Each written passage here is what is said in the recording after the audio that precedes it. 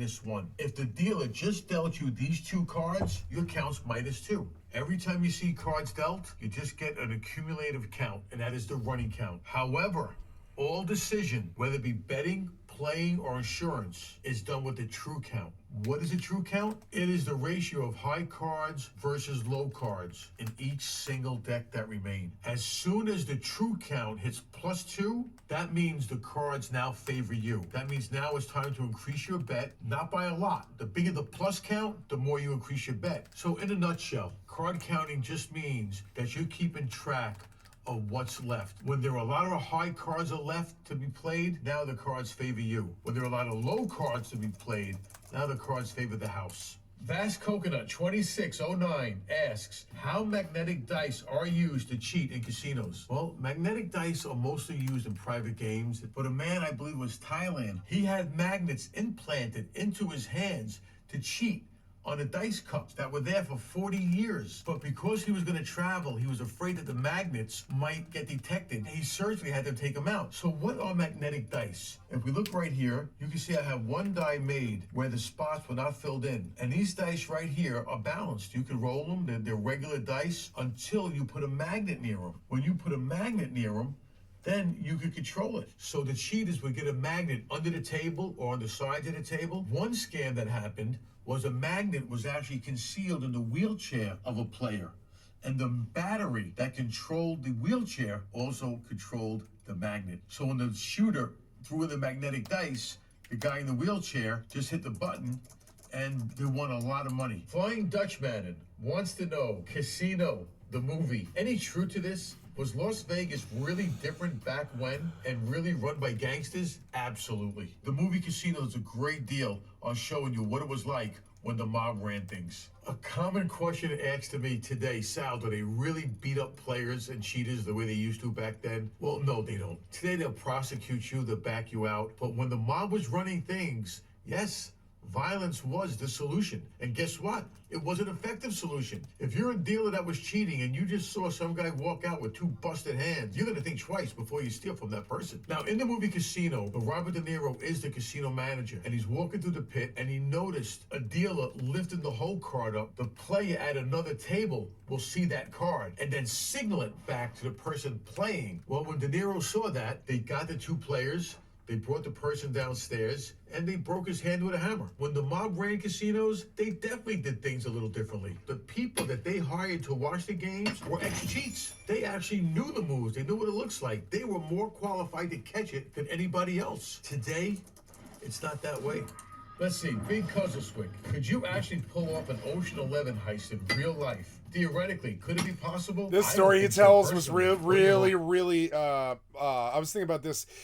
So a business that a criminal business that would be very, very successful is you get a little bit of stake. It would have to be like $5,000 or something like that. You would need some stake to start it, which is kind of annoying. That's the hard part. But you would need to be able to travel and pay for a hotel room.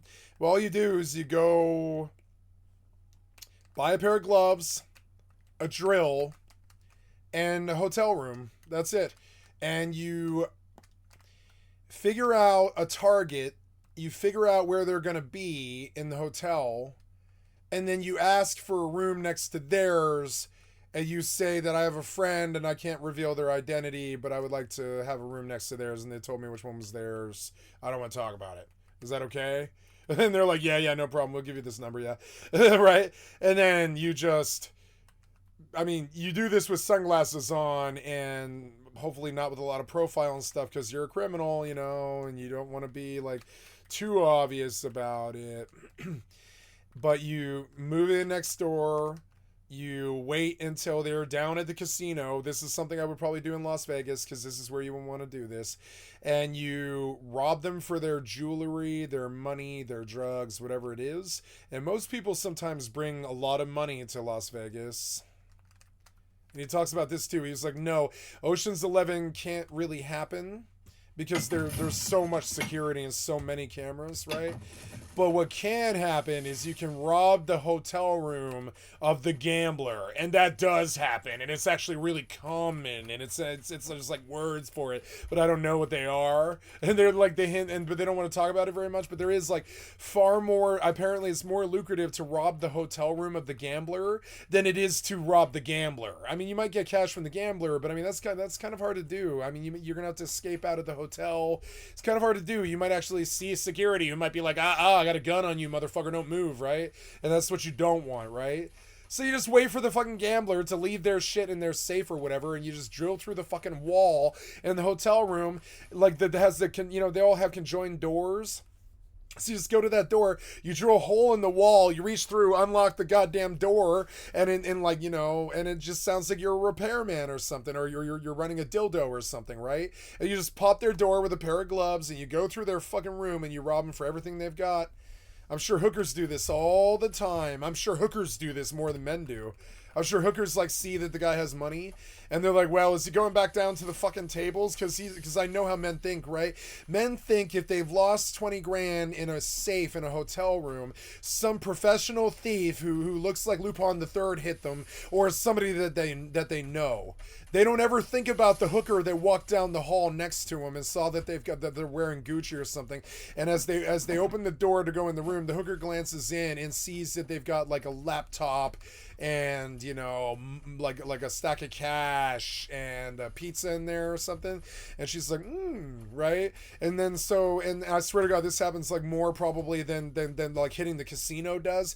Robbing the gambler's hotel room is actually a more lucrative play than robbing the casino, probably, because they might not come back to that room for another day. You might be actually in another state. Like if they go out at like 7:30 at night, and you hit them at like 8:15, right? Like 45 minutes after they left or something like that, right? They might not be back in that room until like what? Like probably 2, 3 in the fucking morning. Maybe later if they're crazy or whatever, right? Maybe a whole day they're just there gambling until like goddamn 2 in the afternoon the next day or something like that, right? And then they finally get into the room and they're like, oh my God, I was robbed sometime last night around like 8:45 p.m. or something like that. What the fuck? This guy's not even in the same state anymore. And that's the case too.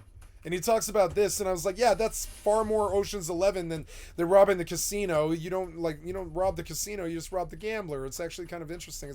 That was the sort of information that I was looking for. I wasn't looking for I would never use information like that, but I actually used to do something like that. I used to work at a 5-star hotel. And I never stole any jewelry or anything that people would miss because you're just going to get fired and arrested for grand theft. What I did steal was a lot of pills, right? Expensive pills. They have these nice like 400 milligram fucking Percocets or fucking morphine, shit like this. Rich people have such good fucking drug chests. It really annoys me. But working in that fucking hotel, I began to understand that if you have money and you have a family and they're stressing you out, you probably have tons and tons and tons of fucking opioids that are worth money on the street. Sometimes like $20, $30 a pill, $40, $50 a pill, something like that. And so you don't steal the bottle or you're going up for grand theft. You don't leave a trace or you're going up for goddamn grand theft. But if you're pointedly cleaning like 10 or 11 fucking rooms every day, like more than the Mexican ladies do, you can get your eyes and your nose in a lot of fucking pill cabinets there. And you can just keep eating them. If you're a drug addict like me, you can just keep eating them and having the time of your goddamn life for like 2 years. That's what I did. I worked really hard, I cleaned rooms, and I got really high on fucking Vicodins and Percocets or whatever the fuck they were. And it sounds like something that would poison you or kill you, but no, you can just pull the fucking pill, you begin to memorize the numbers, you pull the pill, you pull out your cell phone and you dial in the pill, or you can even take a picture of it. Sometimes you can take a picture of the pill if you need to, and you Google it, and then they're gonna be like, here's this pill, here's what it does, etc., etc. And often the bottle's right with the pill, right? If you don't know what the pill is for some reason, you just use your phone. But most bottles have fucking scripts on them and tell you exactly what the bottle is. And you're like, oh my God. It's like sometimes you open the bottle and it's like this big. And you're like, what the fuck? There'll be like 800 milligram fucking like Percocets meant to knock you the fuck out or whatever. I don't even know. I don't even remember really how high the milligrams were. They were fucking really high. And you're like, what the fuck? This is like rich people dope? That's what they actually do? And every room was like that. Every room. If they had money, they had these like veritable fucking drug chests worth tens of thousands of dollars. Now, you don't. I mean, as a room cleaner, that was the only way I could find to profit off that I could do without getting busted, which is taking like 2 pills a room. They're not going to notice 2 pills. They're not. Not one from one bottle, one from another, right? They always have like 1 or 2 forms of some opioid, usually 2. So you take 1 from each bottle and you swallow them right then and there. The evidence is gone right then and there. So I go room 1, 2 pills. Room 2, 2 pills. Room 3, 2 pills. Room 4, 2 pills. Room 5, I'm blasted and I'm eating chocolate cake as the lady walks in the room and shit like this and totally ignoring my job. But then I get back to work and she's like, "Oh, you're weird and gross," or whatever. But you're like, yeah, whatever. And you're sweaty and you look weird, but they don't care. They know you're working, so you're sweating, right? You're working really hard. And so then you just keep eating pills from room to room to room, and then if you make it through the fucking day, which I did for the entire 2 years or whatever, I made it through the day, sometimes on 10 or 12 pills or something like that. You don't always steal, and you pace them out when you don't think you can handle it, you don't take them or whatever, right? But I mean, yeah, every day I was stealing like 10 or 12 pills or something like that. So even that is something. If you wanted to, you could go to some 5-star hotel. You could seduce the housemaid, go home with her, get her key, go through the fucking rooms of the 5-star hotel, but this is a risky business. You need to know that they're not there. So the only way to really do that is to be the maid. But if you're the maid, you can do this. And I don't trust hotel maids. I really don't. I know how much fucking trust they actually have. It's like you've rented a house and they have full access to everything in the house, you know? And so I don't trust hotel maids because I know I've been one and how tempting it is. It's insane. Sometimes you just like see a liquor bottle and you're like, oh, well, it's liquor. It's going to kill my germs or whatever. And you just swig the goddamn liquor bottle. Who cares? This is why I don't like hotels. I mean, I like hotels, but I don't assume them to be clean. And I don't leave stuff in the room when I go, you know, because I know. Yeah. And so like and so yeah, so and the reason I thought about this is yeah, like as I was stealing pills, I was like going through, you know, medicine cabinets in the fucking rented hotel rooms, and like occasionally you open like some box or some fucking window or some door to some cabinet or something, and there's like $55,000 worth of jewelry in there. And so, like, yeah, if I wanted to be a criminal, that's what I would do. I would go work a 5-star hotel in someplace like Hawaii or Cancun or something like that. And they're desperate. Those people are desperate for hotel workers. They really are. They'll hire you. Trust me. They're looking for people. They don't care what your race is or what your problems are. They just want you to work, right? And so like, and you just go down there to Cancun or something like that, and you're like, well, I don't have a place to live, but I'll work as a hotel housekeeper, and I have a lot of experience. I've got 8 years in the business or something. You just lie to them because what do they care? They're not gonna fire you. They need you. So you just lie to them. Say, hey, yep, you wouldn't think so because I'm a white guy, but I clean rooms and I flip rooms and I'm really good at it. You know, you lie to them if it's not the truth. But for me, it is the truth. And so they take you in and yeah, you stay there for a couple of weeks or months, probably months really. You probably want to be there for about 4 months, something like that. But yeah, at the end of the 4 months, somewhere in there, you're going to be moving through rooms and you're going to open a fucking jewelry chest of some Richie, and it's going to be like 50 fucking grand. And yeah, you had to work 4 months to get it or something. In my experience, this is what crime actually is like. Now, I don't do big scores like that, ever. I've never stolen something bigger than I think the worst thing I ever did was the game store at a total of like 3,400 or something like that. I don't steal big things or whatever. I'm not a bad criminal. I don't like stealing, really. But you know, like, it would take you about 4 months in a background story, but yeah, you could technically move from room to room to room with the skeleton key that the hotel fucking provided you on the last day that you worked. You could work a floor. And I suggest you do this in some place like Cancun I'm not trying to teach criminals how to be criminals. I'm just saying that if you were ever to do this is like something I could have done and I got very tempted to do it. I was like, I could just leave. I could just take this 50 grand in jewelry, flip it in some crappy fucking pawn shop here in Honolulu or something like that. I have enough money to take a bus to Honolulu. I could just like go to some pawn, like the biggest pawn shop that doesn't ask questions. They'd be like, yep, I've got 50 grand in jewelry and stuff. And no, I'm not going to tell you where I got it. It's just, 50 grand in jewelry. Do you want it? And they're gonna be like, yeah, I want it, but I can't pay you a lot because you won't tell me where you got it from. And I'll be like, yep, I'll take I'll probably take like 12 grand something. And in my experience, this is why I'm not a criminal. It's always like some 12 grand fucking payout. It's never good enough.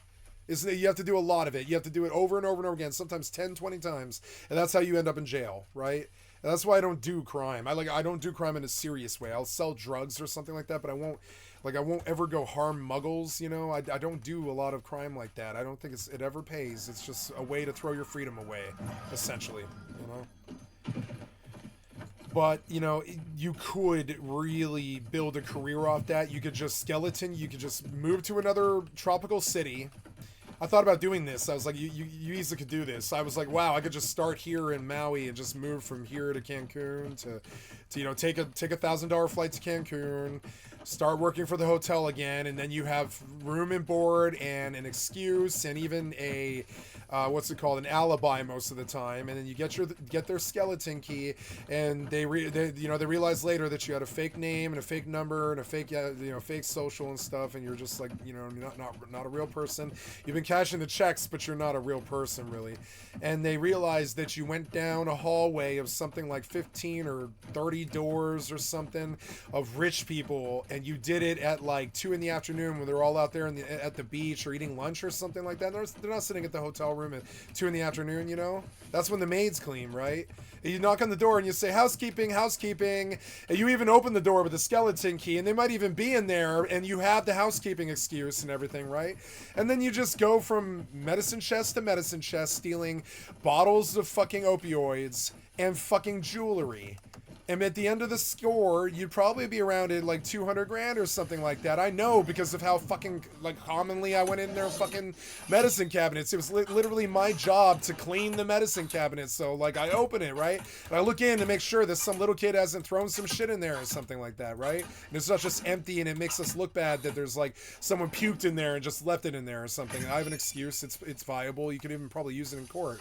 Like kind of thing, like, no, I'm a house cleaner, so I just looked in the fucking medicine. If anybody ever catches you looking in medicine cabinets, you say, no, I'm just looking to see if some kid puked in there or something dumb. I'm supposed to clean the room, you know?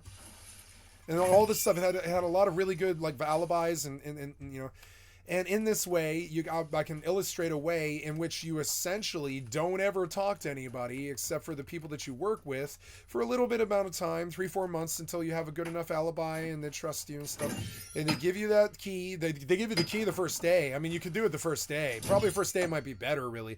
But I mean, I don't know. Yeah. Probably first day would be better because you leave less profile, right? If you become friends and fuck these people or something like that, they might sell you out if they realize that you're the diamond thief or whatever. So really, you probably just want to get that skeleton key that day, and the minute that they turn supervision off of you, you immediately just move from door to door to door to door to door to door to door to door. They come looking for you. They can't find you. They probably assume you're off getting high or in the bathroom or something, and they probably don't worry about you for a couple of hours. They're probably like, he probably went to go take a shit, or maybe there's something in his car or something like that, or maybe he's getting high and we're going to fire him when he shows up. It doesn't matter. They probably don't actually hunt you for like a couple of hours, right? So you just go down the fucking floor of some 5-star hotel and you just robbed rich people of their fucking medicine cabinets for all their jewelry and all their drugs. You wouldn't think so. Moving those drugs is actually really hard to do. You can't move the drugs very easy, and it's really hard to fence jewelry, which is why it's so dumb to be a fucking criminal. But you could easily earn something like 200 grand even after the fence in like a single day. Now I know this because I'm good at stuff like this, but I don't ever do stuff like this because I'm not a fucking asshole. It's the best way I know how to tell people that I'm not an asshole. I know all this stupid stuff, but I don't ever use it. I've never done what I'm talking about. I've stolen pills and that's it. And when I did, I only ever took 2, you know? I had a very big principle about that. I was like, nope, 2 pills you couldn't even say is really theft, really. It's like, oh, I'm sorry, so I took a pill, I'm a bad boy, fire me or something, right? That was how I felt. I was like, oh, sorry, I stole a pill, I'm terribly sorry, I'm in a lot of pain, got some back pain. I saw you had this nice 800 milligram fucking Vicodin or whatever. I just thought I'd help myself to it, sorry, you know? It sucks, but I mean, like, that's how I run my life, sort of. I'm just like, I'll take it as an incurred loss if I get fired or whatever, you know? But you never get fired or whatever, so... I mean, I get fired if I want to get fired, but I don't, you know, whatever. And so he mentions this. He's like, no, they don't Ocean's 11. They hit the hotel room of the gambler, or they'll pretend to be a casino.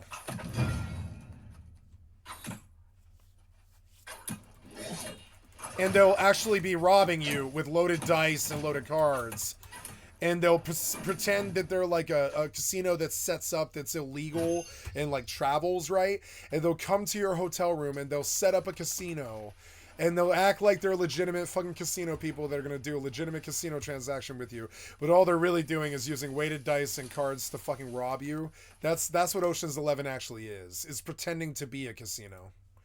Las Vegas is definitely iconic. The Las Vegas Strip, the mob, the Rat Pack. However, the gambling mecca of the world is Macau. It's a small island outside of Hong Kong, and the gambling that goes on there is unreal. Now, I didn't know this existed. Macau, China. I didn't know this existed, but it is. It's like Las Vegas on crack. We think we're the big ones with Las Vegas and stuff. No, look at this shit. This is the real Las Vegas, and it's Asian. See people betting. Asians don't fuck around, man. I've never understood the fucking weird, shitty, xenophobic, rich, white, fucking privileged thing where we think that the Asians aren't as good as us or aren't competitive or something. It's fucking weird. We don't.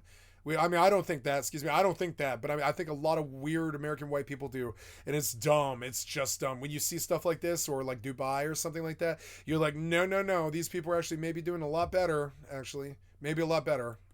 $400,000, $1 million, one hand. So what happened out there? They flew. So if you can get out there and you can get past security, there is so much money to fucking be made. If they're tossing, okay, if you're a hooker, right? Go there, go to Macau. If you're a hooker, go to Macau, right? It doesn't matter how fugly you are or whatever, or even how old you are, really. If you're a hooker, go to fucking Macau. They're tossing $100,000 on a hand. So anybody at the bar who's even remotely attractive, who buys them a drink, can probably land some kind of like $5,000 or $10,000 tryst or something like that. I guarantee it. It's probably nothing to them to toss $10,000 to you or something like that. And so if I was ever a hooker, I definitely would not do it in America. America is poor because all the rich people stole all the goddamn money. Like these people, they don't fuck around. They throw down like $300,000 on a hand. I'm not saying that I'm used to something like that, and I think that's disgusting. It's the worst thing you could ever possibly do, really. But I mean, like, yeah, if you're gonna go be some weird hooker or criminal, do it in some place where they have a lot of money. Like Vegas isn't it. Vegas is sort of poor, frankly. Roller in. He was met at the airport with a limousine. They chauffeured him to the hotel. They had the managers outside waiting. Like Vegas isn't a poor city, but it's definitely like the casino industry is not what it was in the 80s and 90s. It is not. It is in decline. Particularly because they know that they can get a better experience somewhere else like this, where they're treated with respect. You know, Vegas was kind of grungy a little bit. It was a little bit kind of American in sort of in its sensibilities. You know, it was. This guy's going into the free-for-all. I'm just hunting for copper. I'm just fucking around. I wanted to see if my gold or whatever, I'm sorry, my mithril sold. Oh, yes, it did. Very good. There's mithril ring. 200 grand. Oh, yeah. Oh, yeah. I love this money. It's the only money I care about. Video game money. 120 grand twice. It was 240 in the end. Oh yeah. I'm up at 700k and I don't play this game. I did yesterday. I did an XP party, but I mean, I don't play this game. I really don't play that game. I'm playing this game, you know. I don't play that game. I don't know where it should go, but I don't think free-for-all is it. I wanted to be in this zone to do all of these weird side quests and stuff. But I don't know if I have the discipline to run around. I could do some fishing. Fishing might be kind of fun for how distracted I am right now. I think I'll probably do some fishing, but I gotta pee first. I'll be right back.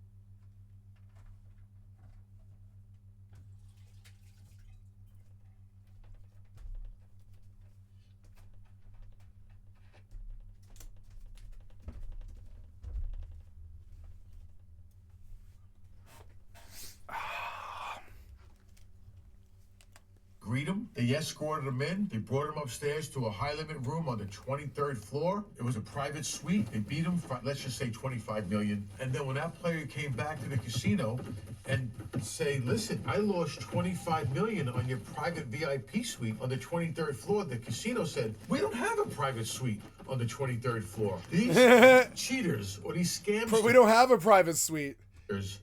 Took a private suite, took all the furniture out of the suite and pushed it into a bedroom and set up a mock casino. They had phony surveillance cameras. They had phony supervisors with suits and badges. They had cocktail waitresses, and then they beat them. That's Ocean's 11. Now, I do happen to know the surveillance VP at the time, and I said, is there any surveillance footage? And for $25 million, I would do all that. I would do that. I would do all that. Who cares about screwing some dude over in some hotel room for $25 million? I would do that. I absolutely would. Footage. All we have is people walking into the room. We know who they are and what they look like, but there's nothing of the actual play because it's a hotel room. That's Ocean's 11.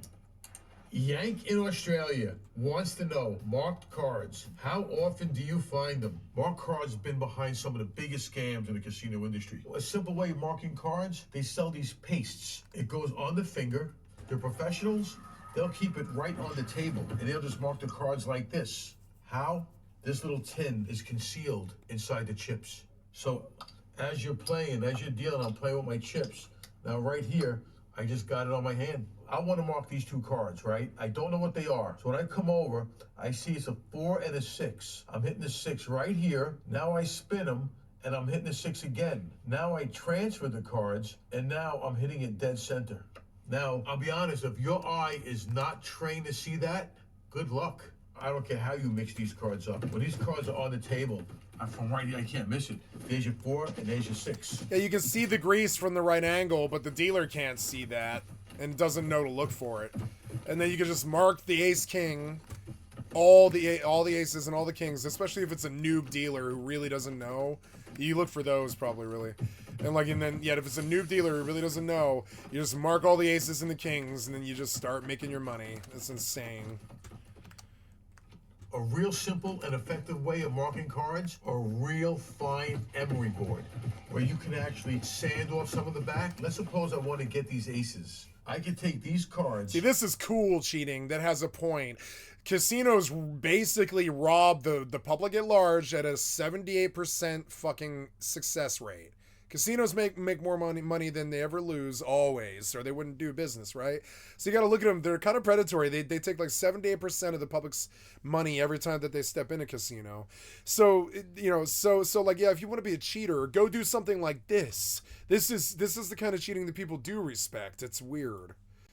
And on top of it, they don't do stuff like break your hands like you might think that they do. Sometimes they don't even prosecute. It's weird. They'll take their money back, but they won't like prosecute you, and it's weird. Like, they know why you're doing what you're doing.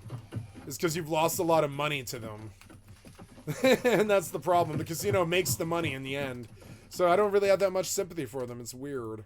Down in the middle, and by filing down in the middle, what you're gonna do is you're gonna make these aces look like an hourglass. You can't see it, but they're shaped like an hourglass. So what's the big deal? So in theory, when I shuffle this deck right now, when I grab them in the middle, I'm coming in contact with every card except an ace. So now I should be able to pull those aces right out. Wow. These are called in strippers. Why in? Because the center is cut in. And believe me, there are a lot more ways of marking cards than what I just explained. Shuffleupagist wants to know, no way they have special cards like Austin Powers in real life. Now, these cards are marked from the back. Can I see it? No, I can't. However, I take these glasses off, I put these glasses on, and now it's a different ball game. A blind person can see this. That's a 3. There's your ace. There's your jack, and so on. And these can be read at great distances from across the table. The glasses are only for demonstration purposes. In real life, you buy the contacts, and then no one knows you have it. Right, you can get contacts to do it, so they can't even detect that you have it.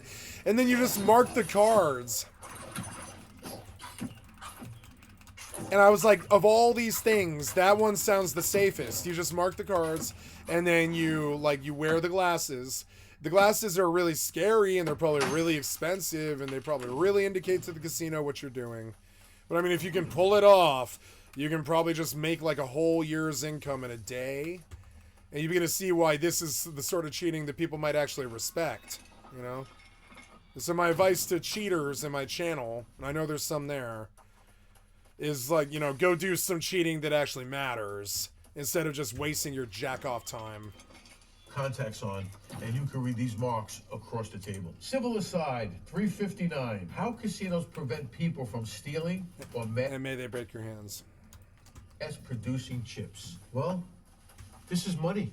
So if you could counterfeit this the way you can counterfeit money, you're actually counterfeiting money. So the way casinos stop you from doing this is they put RFID into these chips. Now, when I was in Macau one time, I actually went to mainland China, and there was a place that actually made chips. He says, if you bring me any chip, I can make it. I asked the shaman, how do you get them back to me? Not that I'm going to do this, but I was curious for information. Like, this is what I do. I train. I want to know. He said poker sets. If customs was to open it up, the first chip will say World Poker Tour, but every chip after that will match the casino that you gave him. People collect chips. They'll go in, buy a chip, and take it home. Nobody's taking home $500 chips just for collection. Now, another way casinos catch this is by inventory. The casinos know exactly how many chips they have. And on a monthly inventory, if they realize they're over, they know they have counterfeit chips. Lady Lala. But, I mean, notice how he says this. He's like, at the end of the month when they do inventory, they realize they've been robbed. And that's how he carefully said that yeah, if you bring counterfeit chips in, they probably can't detect it. And so you go and you buy like $200 worth of chips, right, in like $20 increments and stuff. But then you have like another fucking like 80 chips of 20, you know, or whatever, of like $20 value or whatever in your pocket. And every time that you leave the table, you just fucking re-up for another $400 or something with the fake chips. And then you just cash them all out at the end and never go in that casino again. You know, and maybe you only make like, you know, $9 grand or something like that. But I mean, that's $9 grand for a day.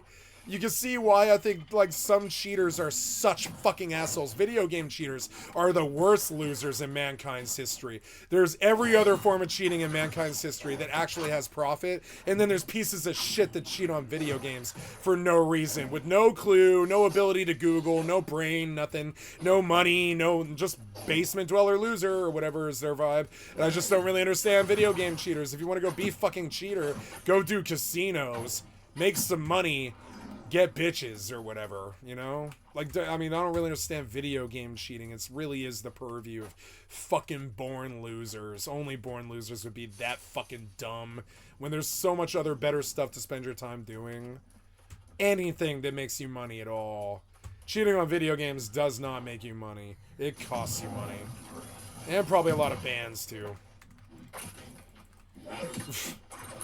You hear about this, like, all you have to do is go do business on the internet, buy, you know, go down to the casino, steal a chip, send that chip to the guy in Japan. He makes you, you know, $500 copies. You go in there with that $500 chip every, I don't know, like fucking, like, you know, you go into one casino with like, I don't know, 4 $500 chips or whatever. And yeah, you don't make a lot of money. You only make like $2 grand or whatever. But I mean, if you're doing this for a living, that is a lot of money for a day's work, you know? I can't do anything. Please die. You are so annoying. Oh God, don't aggro me. These are really hard to fight. Where am I? Oh yeah, I'm trying to get to that thing. Oh no, I did what I was supposed to do here, I guess. Okay.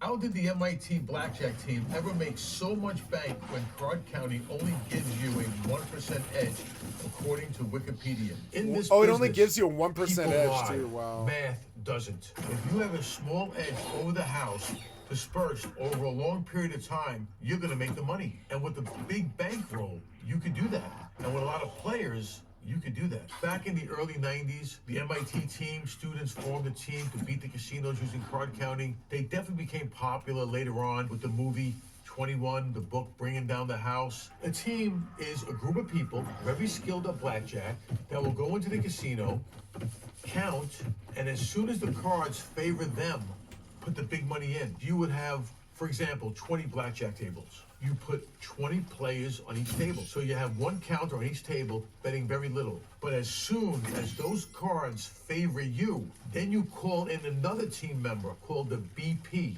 which means... Like, only born losers would ever gravitate to video game cheating, is what I'm trying to say. It, like, susses you out as that Dunning-Kruger idiot who's, like, full-blown, like, I don't know, substituting skill with cheating. And it is weird. When you see video game players do it, you're like, oh, I despair for that person. They're going to have a terrible life. You can see it. Because you benefit nothing. You benefit nothing. You lose your time to it. There's no real life benefit whatsoever. So it's just like, why take risk? Why would you ever take risk if there isn't some fucking benefit? Gotta be money, sex, love, risks. I mean, risk. Yeah, if you're gonna take risk, you gotta definitely have some fucking reason. Video games aren't it. I guess I understand 12-year-olds doing it. I really don't understand grown men doing it. That's like a grown loser sussing himself out on the fucking, on the Darwin scale as 0. It's really weird to see when there's so much other easy ass cheating that could put thousands of dollars in their fucking pocket to change their lives to the better, so they can go get laid or go get a house or go get a home or get away from their parents or whatever the fuck ails them that causes them to be all antisocial and shitty and do cheating and stuff like this, right? Whatever ails them, right? They could just go solve all of these problems just if they go out and do something else, anything else than that. Because all it does is hurt the thing that we love the most, video games. That's all it ever succeeds. That's all it ever does. It's the only success it has. Is it makes the games worse. That's it.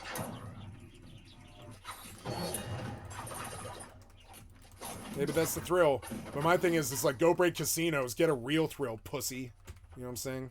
What thrill? Buying more accounts? Spending money on cheaters? Cheater hack sites? Yeah, what thrill? You swiping? Means the big player. What He's thrill? the person. Oh, I bet you're thrilled to swipe more. Yeah, I bet.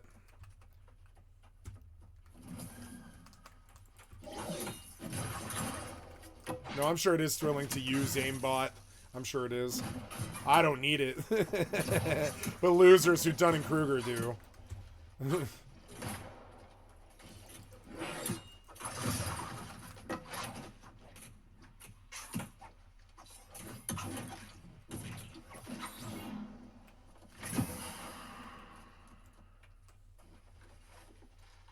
This guy is the target. Yeah, so...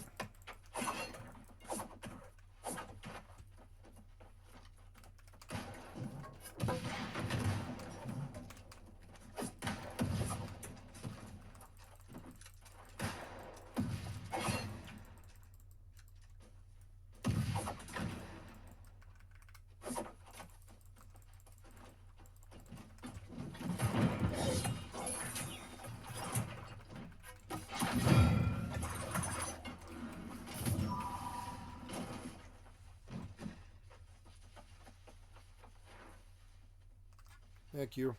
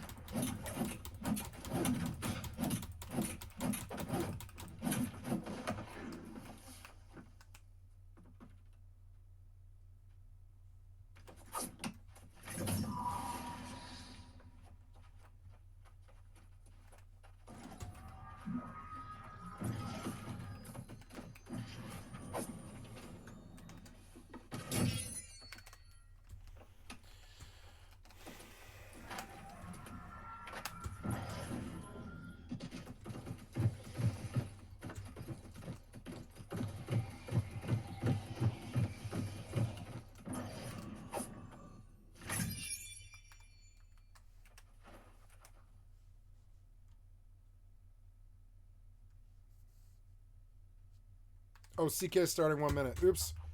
Oh, I gotta go. I gotta go. Where's CK? It's like that one. No, is it that one? It's that one. It's that one.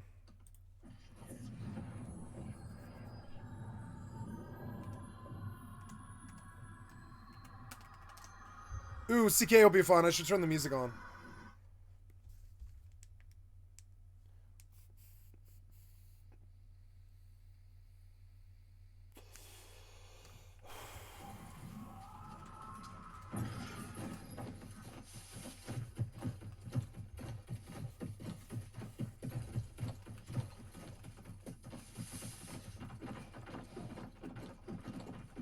I'm gonna turn on my music.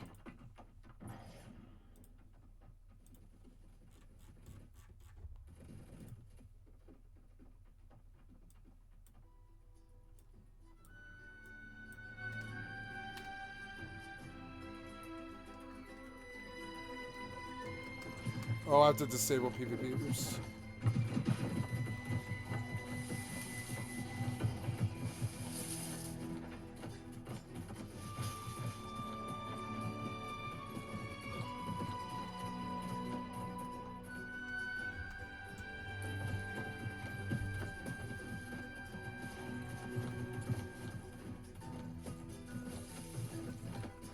Yeah, I haven't run CK in a while. That'll be fun to get some, like 500 or so doubloons and try to work on my gear score. I feel like I want to improve my amulet next, I think.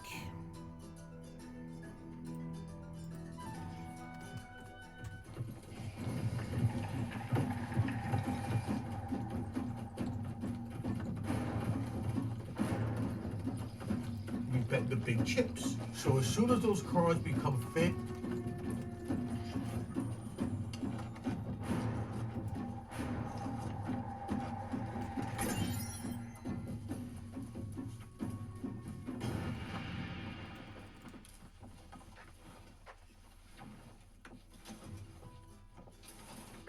Uncle Bo. Ah.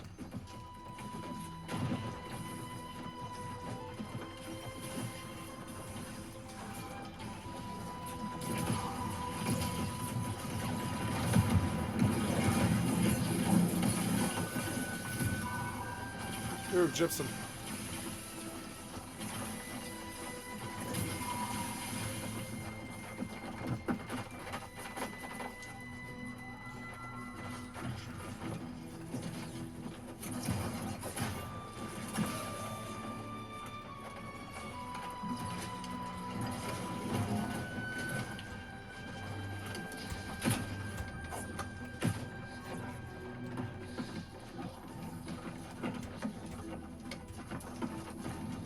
I love this game. See, this is not a dead game. This is more active than Mortal. It's just as active or more so than EVE Online. This is not a dead game. It's just got issues. That's it. Issues actually are better than being dead. Not being dead but with issues is not that bad.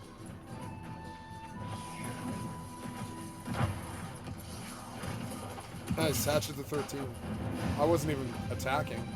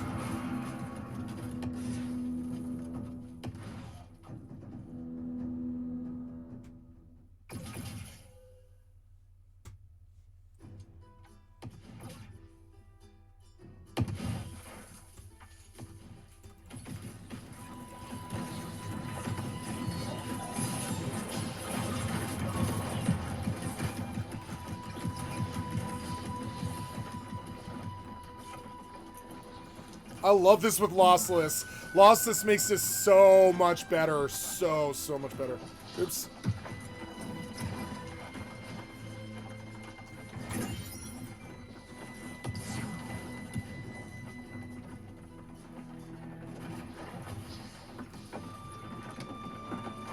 Like, look how the frames are doing with, like, 200 people on screen. WoW is like this, too. WoW will run well, too, but this game looks good, you know? This game's better than WoW. You can see it right here. This is better than anything WoW has to offer. Oop.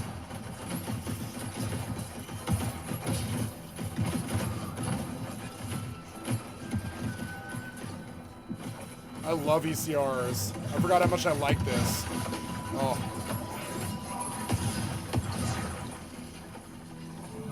It's just visually pleasing. It's such an interesting mode. I don't know why other games haven't tried to, like, take it on. It's hard to produce is one of the reasons. They somehow just managed to nail it. I don't really know. They just made the combat good.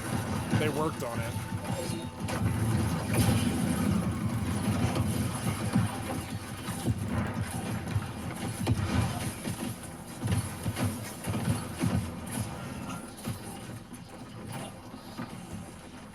This is so good with lossless. I'm getting 200 frames per second. And there's like, I don't know. There really is like 200 people on the screen right now. Not on the screen, but like in my area. Yep. There's like 30 right here, just right here.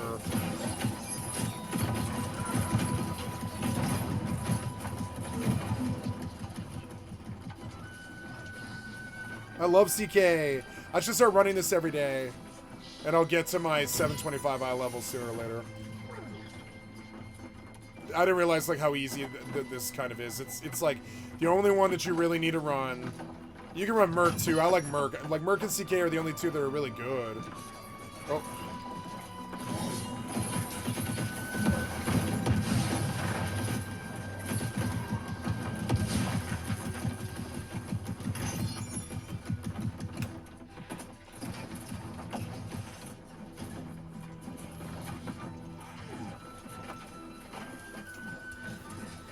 Ooh.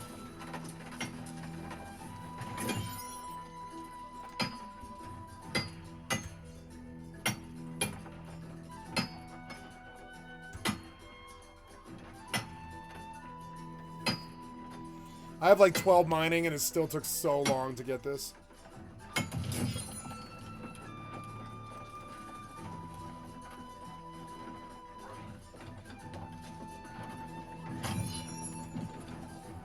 Look, it's performing better than it ever has too, as well. It used to be so bad. It used to make the game like really not worth playing, really.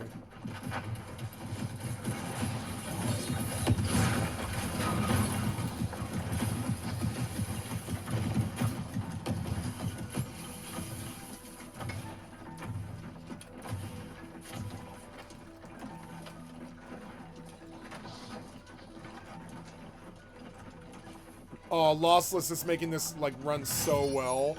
Lossless ECRs, I didn't really think about how good that could be. I mean, I've messed with it before. I didn't really think about how like it just sort of makes the ECR feel like a dungeon. Because the frames used to actually be a whole part of this. You would try to move around and the frames would slog so bad that you had to like control the character based off that. But I mean, now it's like with lossless, it's just like, ah, beautiful, fucking beautiful frames for all these fucking people on the screen.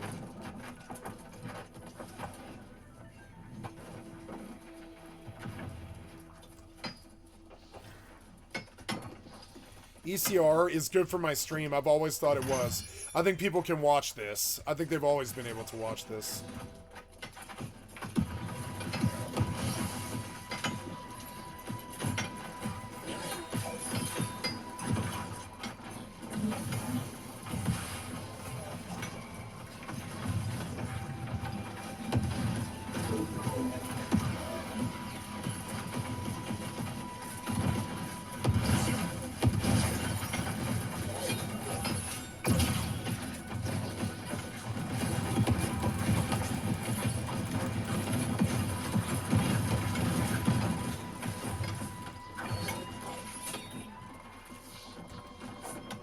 Hard to even see what's going on.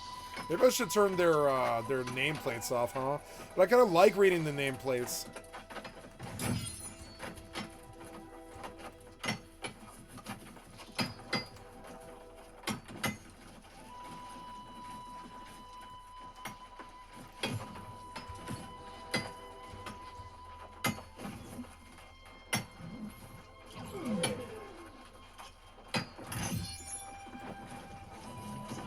I love ECRs. I forgot how much I like this. If there's frames. If there's frames, it's genuinely really pure gold. It's like the best thing the MMO scene has, besides 500v500 EVE Online fights. This is the best that this industry has to offer, in my opinion. I think I'm going to just re-up New World and just accept that I'm a New World player. It takes me a lot. It takes me a lot to accept this bad game. It's annoying.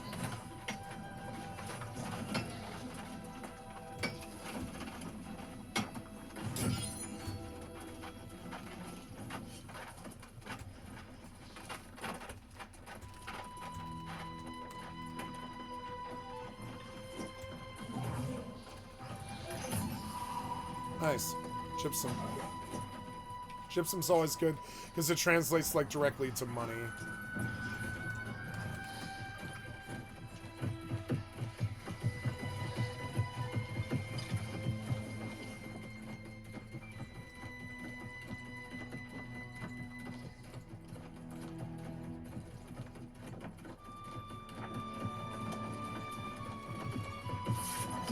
Fuck was that?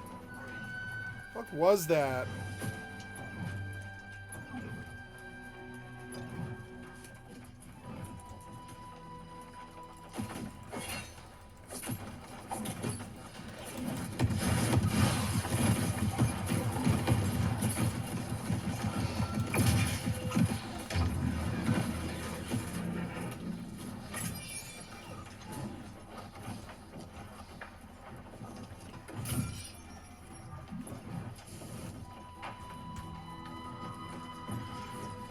This is so good with Lawless. I didn't know how good this was with, like, with Lossless. I didn't really have the realization that it's like the best MMO now. Wow. Lossless really made the difference here. Jesus.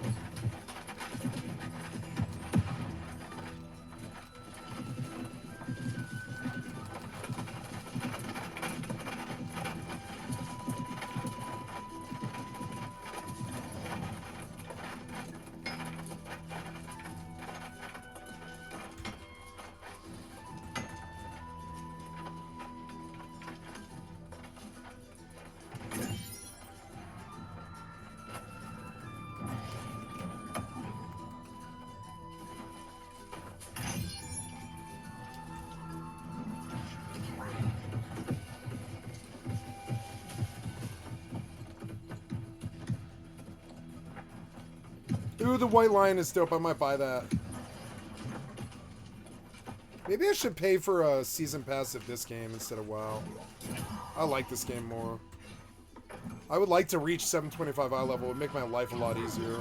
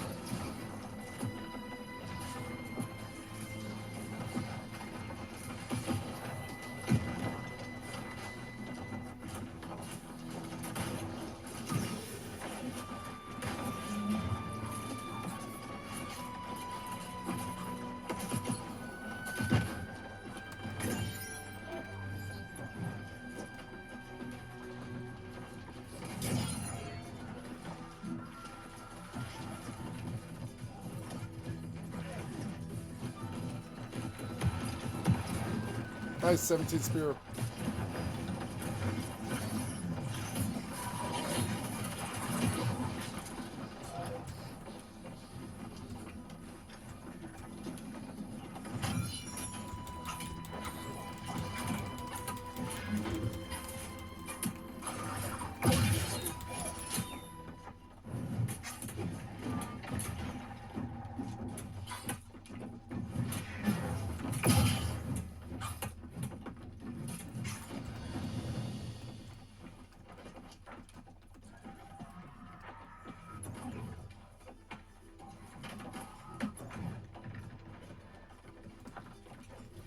Paperboy was a good game.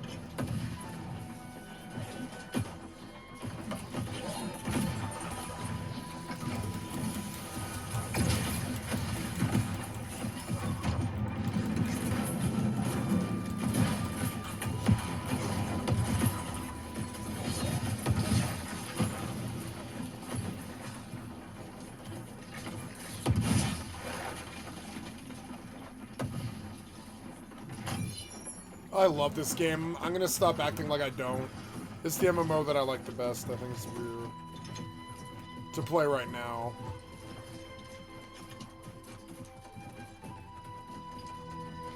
This is all the shit I want from Mortal that I'm not getting. It's all the shit that Nightingale isn't. It's all the things that Rust doesn't have. Rust doesn't have good combat. It just has you getting shit on by PvP people. Rust's melee is good. Rust's melee is really good. Genuinely good. Oh, oh.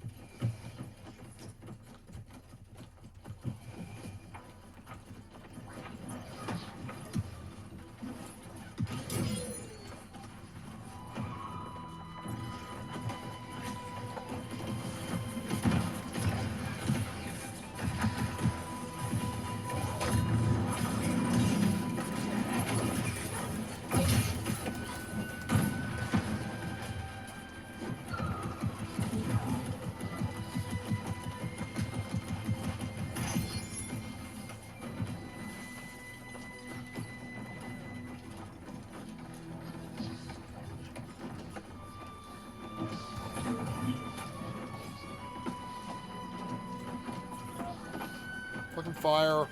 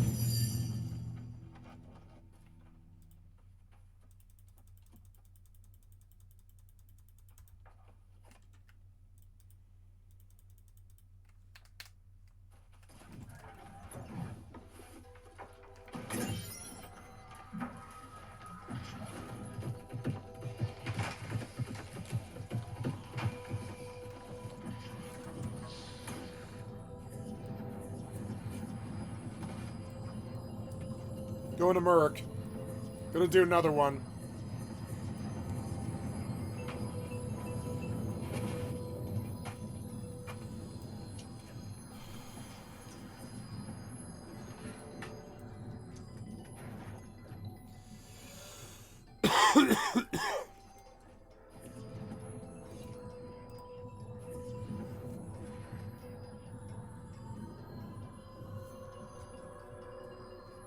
This game likes to, or no, I don't have losses on. Oops.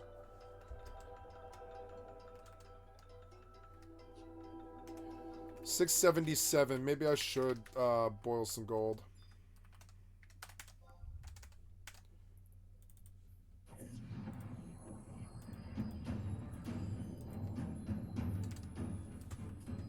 Oops.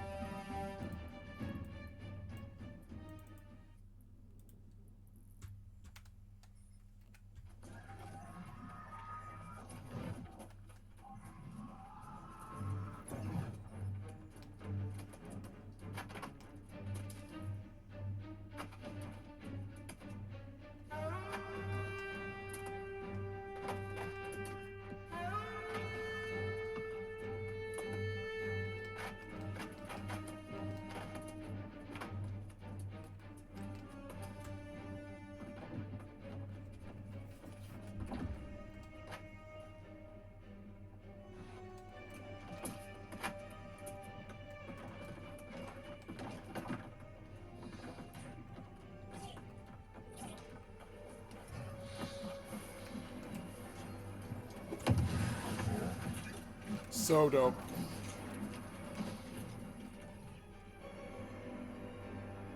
Ooh. Maybe I should be more careful with those.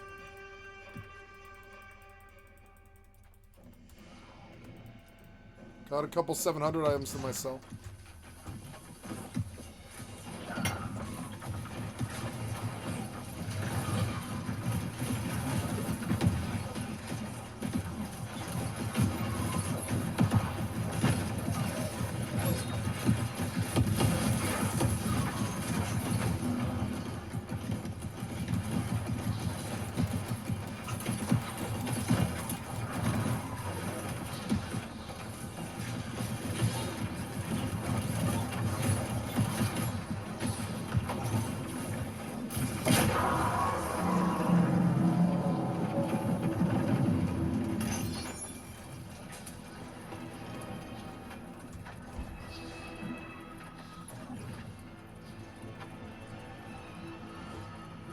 His cloak looks really good. I want that thing, whatever that is. I want that cloak. I'm so jealous. Ooh, that gold cloak is dope. I might have to buy it. Or it must be a chess piece. The cloak looks a lot better than not having it.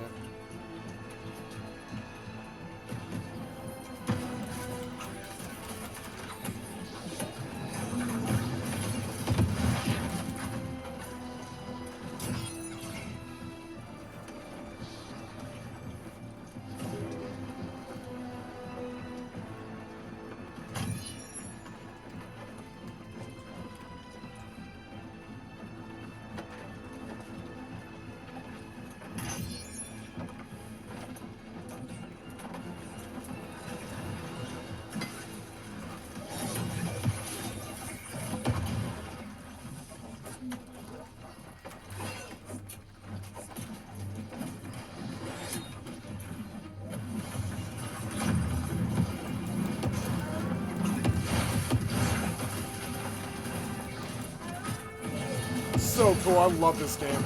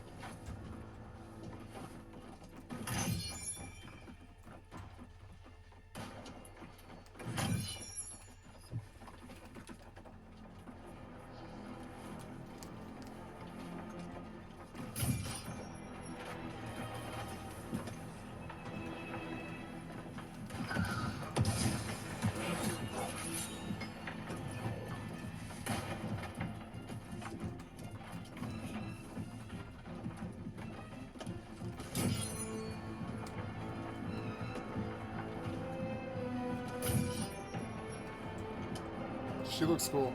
I like that cloak. That cloak looks sweet.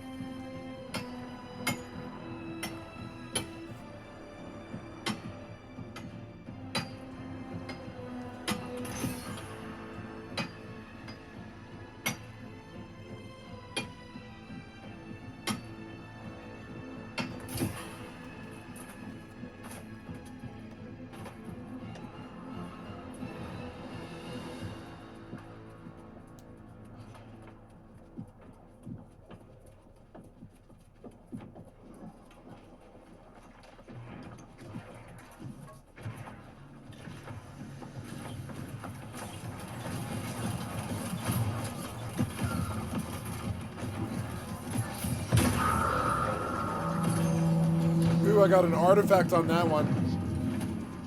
Nice. I don't know what it is. I'll look later.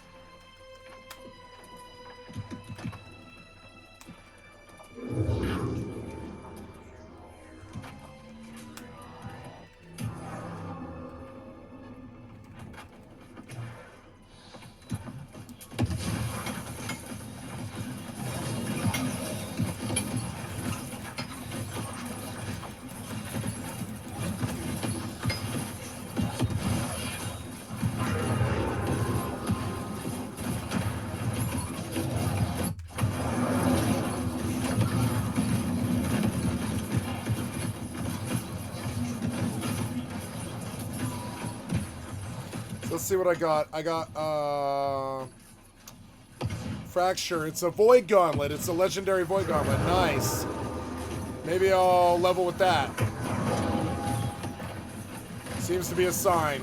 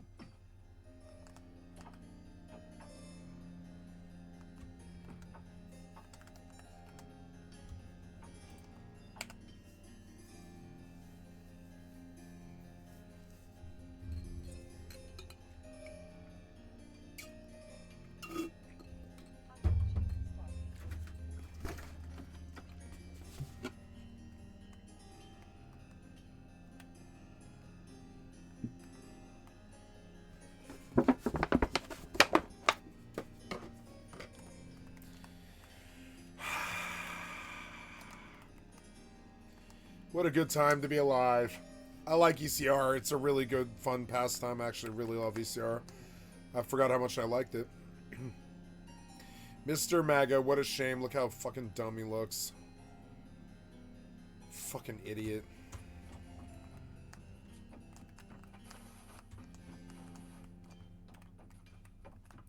This train is so much more pleasant than that guy.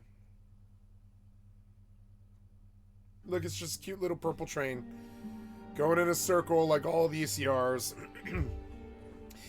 I got a lot of loot in there. I like this feeling. It's not my house. This house sucks. It's the worst home I can think of in an MMO.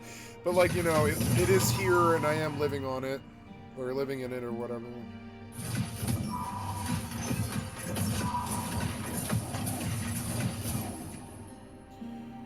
Nice, I made 4,000, 5,000 gold or something. I'm at 1,400 Mystic Doubloons, which is good because I'll be able to,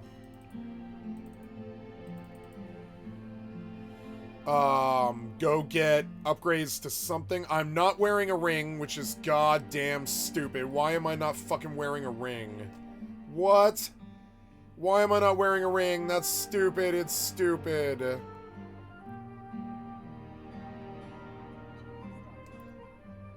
Well, this has dexterity on it, so I'm going to switch it out.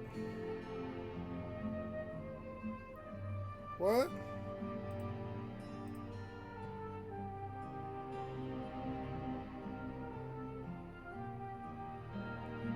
What? I mean, where did my ring go? I did not disenchant my ring. Why is... Okay.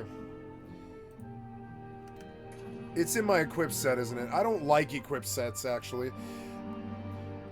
I think I would like to completely remove all items. Yep. And then put, like, look, there's a 725 piece. I don't, like, that's so dumb. I didn't realize, I didn't know. My gear score is 659. That's crazy. Everything I have is 700 because I don't have a ring on. Where's my fucking ring? What did you do with it? It's gone. I disenchanted it, I think. How did that happen? That's insane. It's because of these shitty sets. No, here's my ring. There's my ring. It's like these shitty sets. I don't want you switching out jewelry anymore. You're driving me crazy with that. Don't do jewelry or anything on these sets. You're so bad at these fucking sets. You're so dumb. Take that stuff out of it. Yep, take all of that stuff out of it. I don't want you switching out any of that stuff. I don't want you messing with anything that I currently have. I don't like the sets. I don't like them. They're so goddamn incompetent. I shouldn't use them, frankly. They're really fucking bad, genuinely. Like, look, I have tons of missing gear that I've been looking forever. Like, I think there's another ring there. Or no, that's just a different set.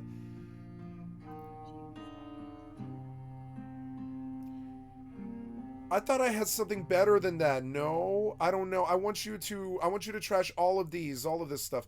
Apparently this is like bad. Your fucking sets are bad. They're fucking so bad because they don't they do cross item things, but they're not done competently. It's so annoying. Like that set's okay, the harvesting set. And now I need to like sort all this gear. Here's a 708 pair of gloves. 708 with focus, though. But, I mean, that's good eye level. 705 boots, but I don't know. Maybe I should go eye level. I should probably go eye level, huh? Yeah, because it's going to make the game so much easier. But it doesn't have the right stat.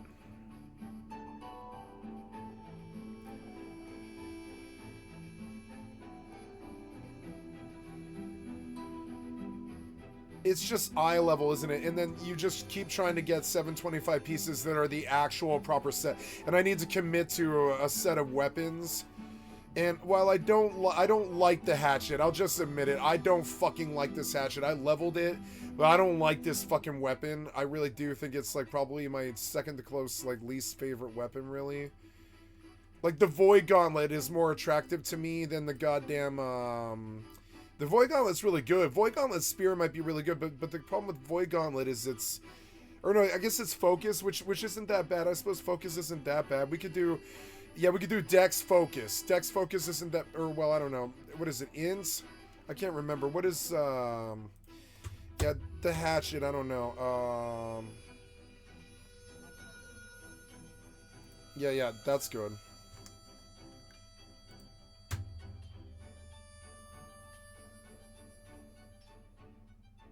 That one's probably pretty good for this spec too. I think stuff for stamina is actually really bad. I don't think I want stamina stuff. Yeah, so we'll buy other stuff. Yeah, light. I do need that. I'll reduce on the second hit of light check. Yeah, and these last few points or whatever. That one's better than the other one.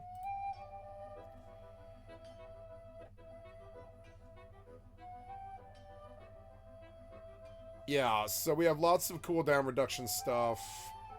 And what level am I now? I'm 18, so I get 2 more points, which is good. That's precise jabs and crippling jabs. Doesn't one of these heal or something? Oh, look, here's another one, aggressive maneuvers, but I can't buy down that far. It's gotta have to be like that guy and that guy with the slow, because that does benefit me. That slow is really strong, the crippling jabs. So yeah, we'll do these two for the last 2 points. I like Spear, but I'm only leveling it to 20, really. I'm going to get off it pretty much immediately and go to Warhammer Great Axe for the next set. I guess I should just start dumping all this stuff into the Everfall locker.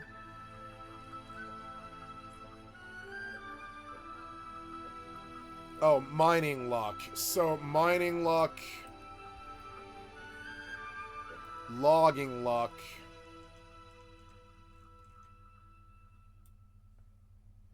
Yeah, I'll very carefully sort all this loot, right? We should lock these things. Like this thing. Yeah, I want to lock that. Like, lock this, because it is actually a good piece of armor. Mining, harvesting, mining. I guess it's actually easier to go here. I don't know why I erase these kits. I just don't like their... Like, I want them to sit in the slots, I guess. But switching sets sucks. It sucks so bad. Especially because if they share stuff, it's a physical... Or, I'm sorry, it's like a logical nightmare. It's so fucking annoying. They could have done this so much better. This is so annoying. That's an unbound one, apparently. I don't think I was supposed to use that. I don't think I was supposed to use that, and I think I fucked up because their fucking system is terrible. Fucking terrible. There's Miner Pants. They're $5.94, which is much better than these Lumberjack Pants, which I think I just also borked. So just bust them. Unlock. Bust. It's worthless to me. I fucking wasted it, I think. It's so dumb. I hate their fucking system. This thing's... Ugh. God damn it. Bad. I don't know. Kind of caught up on this. I'm going to do other stuff. I didn't make it. Oh, yes, I did make it. Go, go, go, go, go, go. No silver. Somebody's competing with me on that, and it's so annoying. Who's... Yeah, they bought all of it.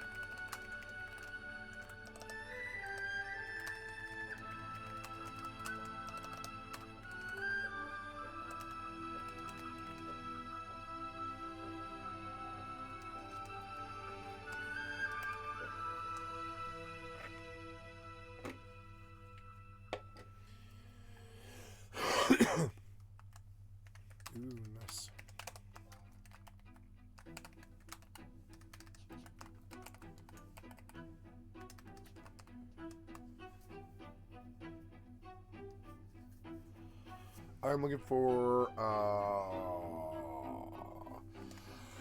I suppose I will do a lot of mithril if it is for sure. No, we'll do gold since I'm in bad stock. I'll do gold and I'll spend money faster that way. I'll just burn down gold because I think I can make like 6 a stack, and make like 6 stacks is like 36k. It's not really amazing, but it's like still like forward momentum gil. I have a lot of money, and I've been considering buying Dex rings for a long time, but I don't have this concept of how much they cost.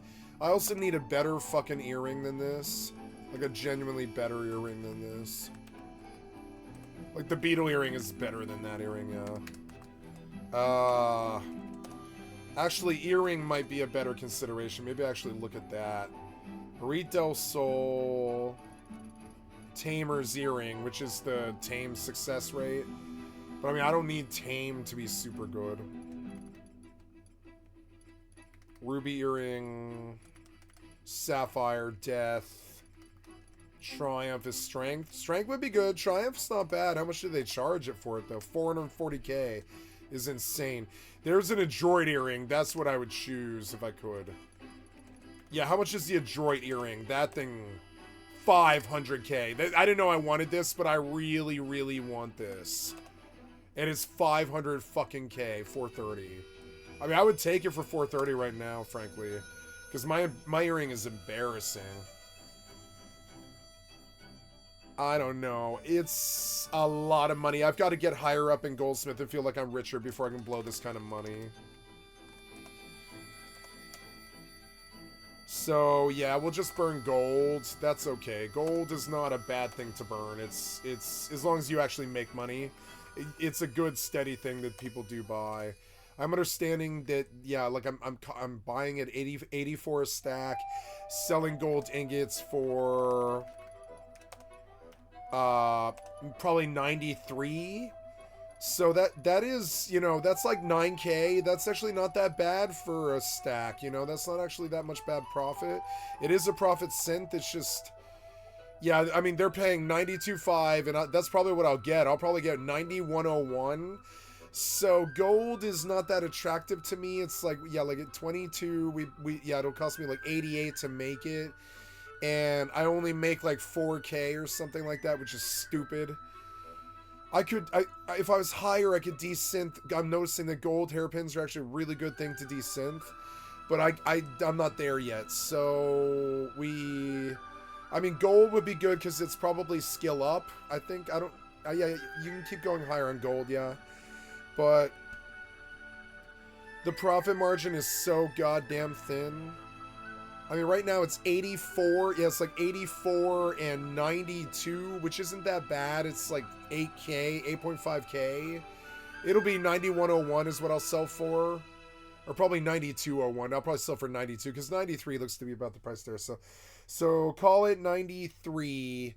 93 after 84 is, yeah, it's like, yeah, like 6 plus 3 is 9. So like 9,000 isn't that bad per stack. And we'll probably get like 2, I'm sorry, yeah, we'll probably get, probably make like 6 stacks, so that's like 50k. It is worth it at these prices, but it's risky, and it also locks up my money, which is always dumb. It's just dumb.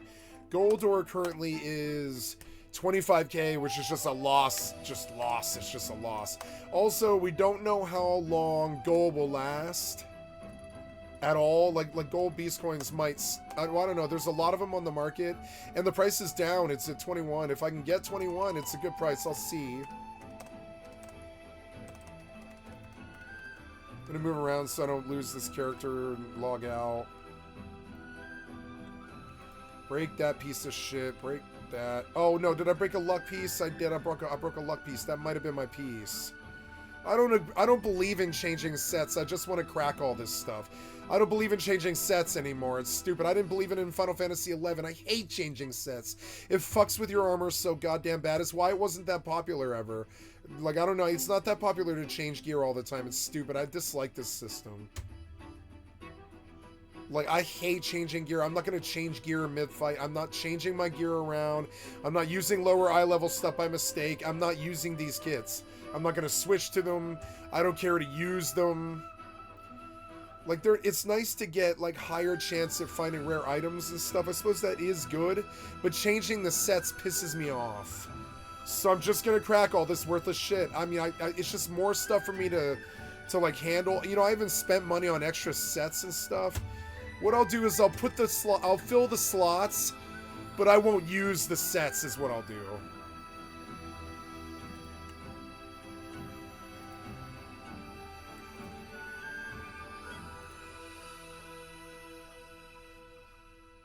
Is it BOE? Yeah, it's BOE. BOP stuff just needs to go.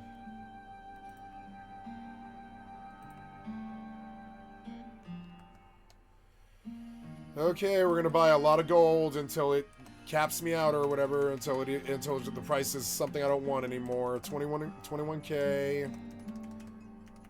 21k. 21k.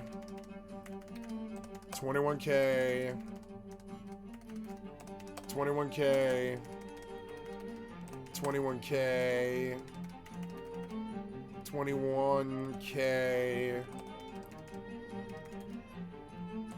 21k. 21k. 21k. I mean, this price is good. We want to buy in at this price and just waste all of our money if we can. 21k. And I'll just keep trying to push to a higher goldsmithing thing, because I did see something.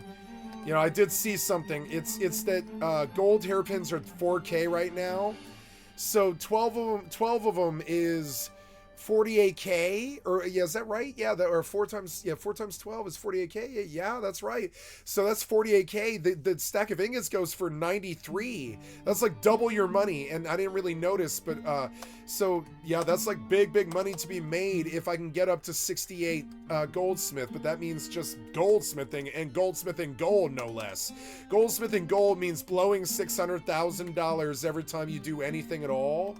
And you might come out with something that really makes you a lot of money, yeah, but most of the time you just lose money. It's fucking stupid. I hate the reality of some, like, money-making endeavors. Their loss is just, like, bound up in it, pretty much. Like, loss is just bound up in it. It drives me crazy. Like, in most endeavors in this world, loss is like this counted on thing. You're gonna lose money a lot of the time, and that drives me crazy. Like, about the world, that most of our endeavors are just sort of doomed to fail, and loss is this thing you must calculate into your endeavors. It's dumb. I wish it wasn't like that. It seems like a bad way to do things. But I mean, I know I'm gonna lose these gold beast coins,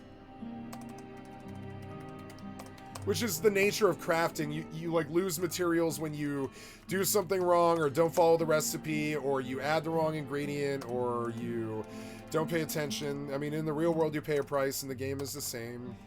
There it is. We capped out the price. We're going to sit at 21. We don't want to raise it any further. We just want people to post more at 21k.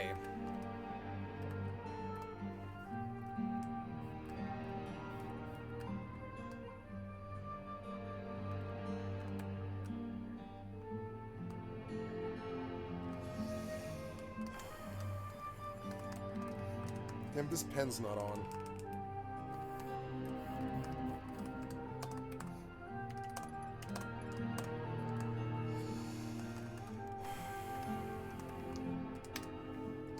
Okay, now we do a fuck ton of gold beast coins.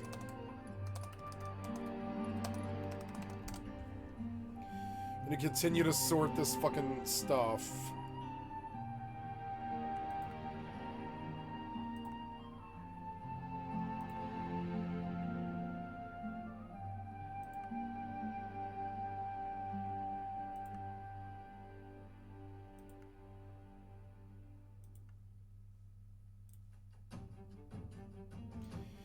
There's another mining helm.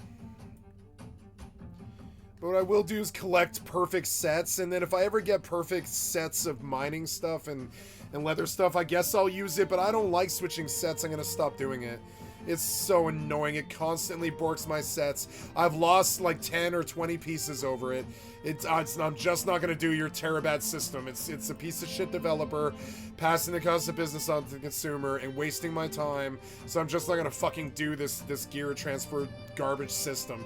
I thought the same thing about Final Fantasy XI. That's the only thing about 11 I don't like is they expect you to change gear mid-fight. And it's like, while I fight this robber crab that's the size of a goddamn, like, bulldog or, you know, like a fucking, like a horse or whatever. While I fight this robber crab that's like the size of a large dog, I'm not gonna go change my fucking jacket. I'm just gonna fight the goddamn robber crab, and I've never liked it. I don't like the reality of it. I don't like that people liked it. I think it should have been universally reviled, and I believe it kind of was. I've only ever seen it in like 2 games, and it's like New World and FFXI, and I don't like it. I mean, in New World you can't switch mid-combat either. Switching mid-combat's really dumb, and it's like, hold on guys, I can't swing my sword, I've got to go change my socks now, hold on, and that's dumb, that's like so dumb. I don't think it ever should have been adopted, kind of. Mining, harvesting, mining. This is a 693 lumberjack hat. This is a 598, so I have the wrong hat. I gotta put the right hat. This hat gets unlocked and busted, which is so wasteful. I wish there wasn't BOP. I hate BOP. That's the nice thing about Mortal. One of the things that made me want to play Mortal is it's not BOP. Like, at all. I can't stand BOP. I think it's such a terrible model. Based around basically throwaway loot that wastes our time. It's so dumb. It started with Diablo, I think, or something. No, not Diablo. WoW. WoW started with it. It is stupid. BOP is fucking stupid. It doesn't exist in the real world. Why did you put it in a fucking fantasy game where we don't need it? It's dumb. Why did you do BOP? We've never needed it. I mean, I guess it sort of makes a lot of the loot worthless if it's not. But I still don't care. I don't like BOP. I never have. BOP is fucking stupid. There's a luck heavy glove, but I mean, I don't know. I don't need that. I think somehow I just lost like another fucking piece. Or, well, yeah, there's my heart rune or whatever. And I suppose I should save my current set. Import equipped items, because that's my complete set, right? Yeah, I think it is.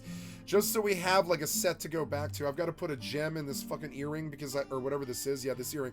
No, I should go spend these doubloons on earrings and see if I can't pull a 725 is what I should do. And I should do that for Amulet too, and that's what I should spend these doubloons on. But that's so expensive, it's so annoying. Right now I'm at 1688 and I can't even fast travel because they're fucking piece of shit fucking inventory woes and issues and passing the cost of business and wasting my time and their terrible ass design with their fucking idiocy around fucking inventory problems.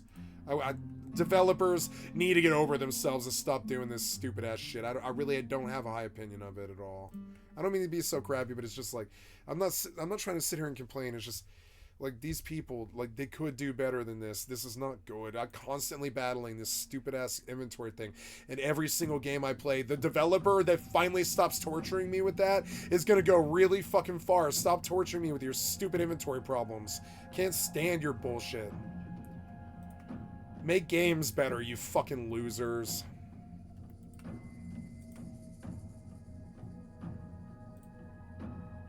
Like, look how long this took. It was like 40 minutes of just, like, scanning through. Is this one good? Is this one bad? I don't like this stupid shit. It's so dumb. I mean, that might actually sell. This won't sell, but that might. This thing feels like I used to use it because, like, it's really good. Perk stack 01. I don't really understand that. Like, it's a legendary, really good named earring. Like, I'm supposed to be wearing it. And it has magnify on it, which is better than what I'm currently wearing at 700, but I'm gonna go get, can you upgrade these? I can't remember. Can you upgrade that earring? It's a legendary. But yeah, I mean, I don't think you can you? I don't think, well, if you can, it's really, really expensive. But yeah, I think I'm supposed to upgrade this encroaching corruption earring that I bought. I don't know. I really don't know. I don't like Hatchet. I don't think they have Hatchet in the right place. I really don't. I think it's a really, really bad fucking... Like, I don't know. It's a bad weapon. I don't know why they didn't repass it by now. Let's go see... I have this goldsmithing buff that I need to use or it's wasteful. You are ready to turn in, I think, but you're past the timer. I lose 200k every time that happens, but I'm not after the money, I'm after the LP. Because the LP will sell. 300,000 LP. If I reach 1 million LP, it's like a billion ISK. It's, you know, it's like, I don't know, it's not that much money, but it's better than nothing. This does pay, and it does fix my rep. And that's what I'm here for. I mean, the LP is just like, oh, you want to pay me 1 billion ISK to sit here for weeks and repair my rep? That's fine, because the reason that I need to repair my rep is I've gotten so many goddamn kills and so many transgressions in the last 2 years in Absolute Order that the Galente hate me, and I'm also, like, kind of a faction warfare guy. I have, like, I don't know, 50 faction warfare kills or something. So, like, I wouldn't call that a lot, but I mean, like, you know...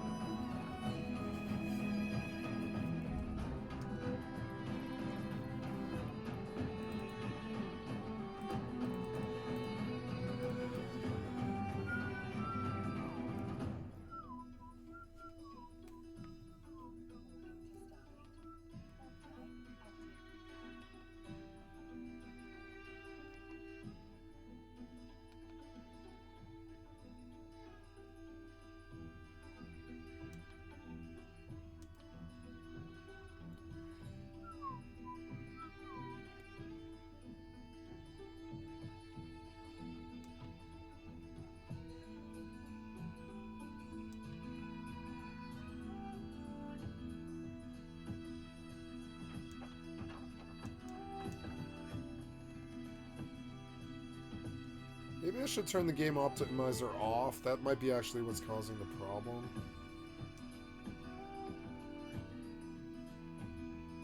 No, that didn't fix. It's not that.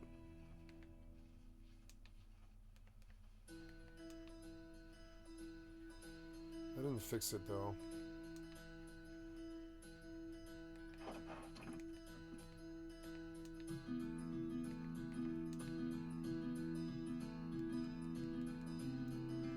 Oh, I didn't know I could do that.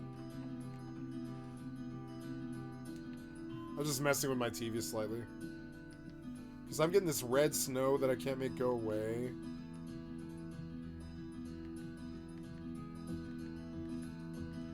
The contrast is super high.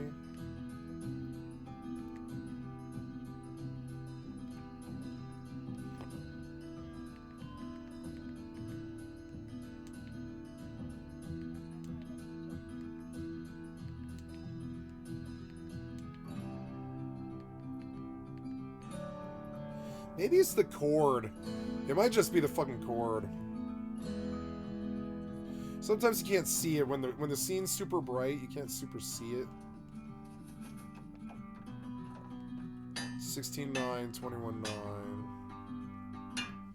I don't know. It seemed to have fixed. The red snow went away. I'm getting this weird red snow effect, and I can't tell if it's the cord or what.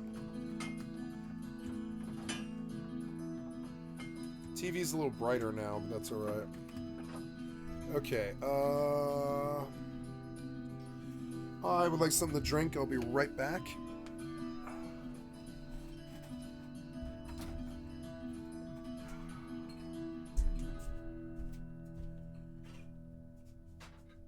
Approaching Stargate.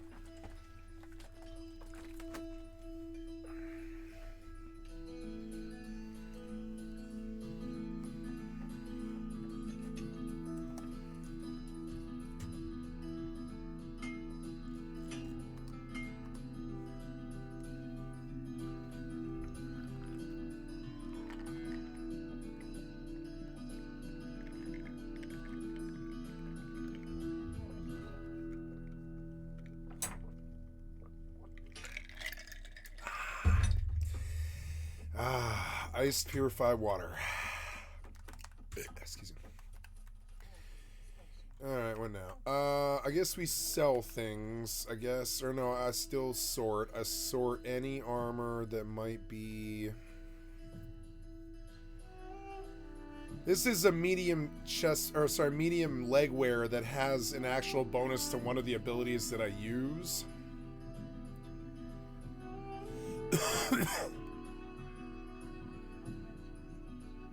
Here's the miner's shoes.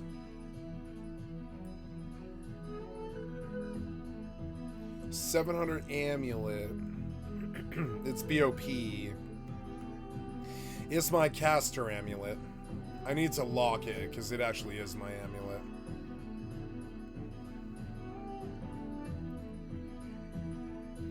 Now I'm 707. I'm gonna hit a lot harder.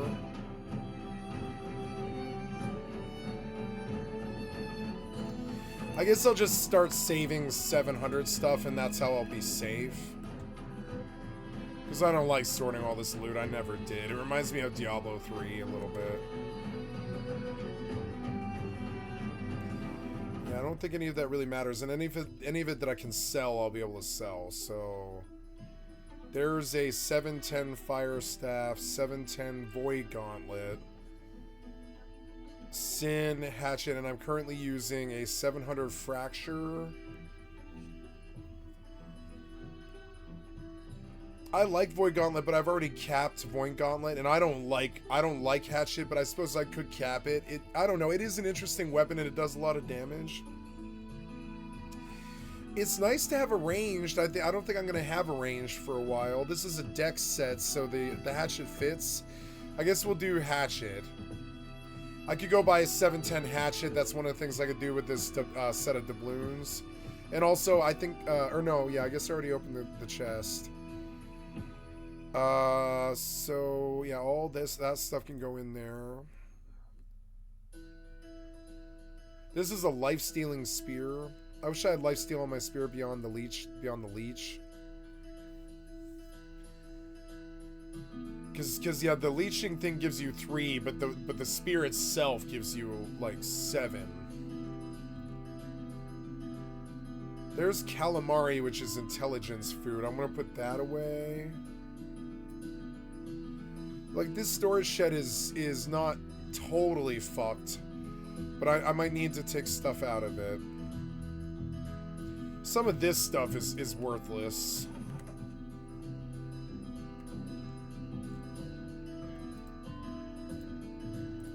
Yeah, actually a lot of that is worthless, like sort it.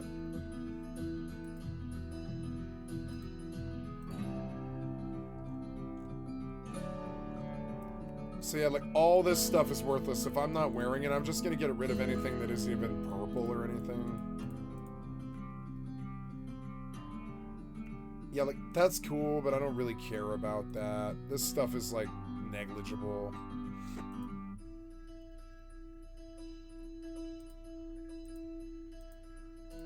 Yeah, like I'm not even getting anything for breaking those. Oh no, I guess I did get jewelry scaps. Never mind. There's regen serum that can sell.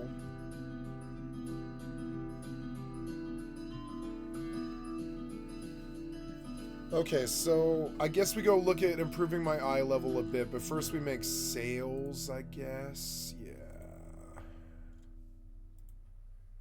How's my weight? I've got enough weight.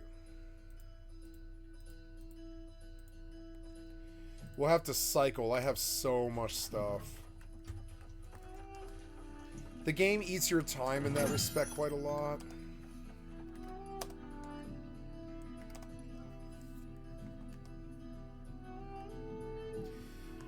When the screen's dark, I see the red snow, and when it's not dark, I don't. I can still see the snow, but it must be the cord. It sucks that it's the cord. Because these cords are annoying. They're like a serial cable. Yeah, it's a serial cable. Fucking cords. Oh good, I'm getting skill up. Look. Ooh, skill up. Yay. Yeah, let's go. Oh no, I guess I have to cycle first.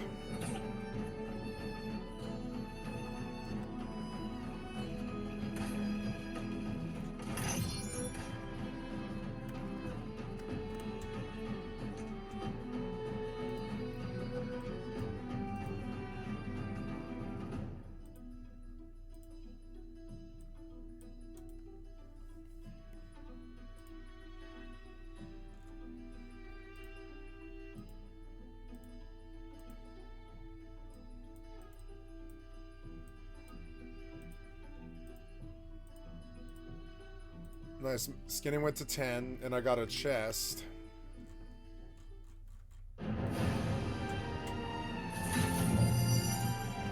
Nice, that's good. And I think I saved most of these like harvesting items as best I could. I feel like these sets have been completely broken, and that I broke a bunch of them, and I don't know, I'm an idiot, but I don't know. I guess I understand what I want now after doing that. I hate gear in a way. It feels like this commitment that I don't want to make all the time, that I have to think about, and I don't like it. It's like whatever, you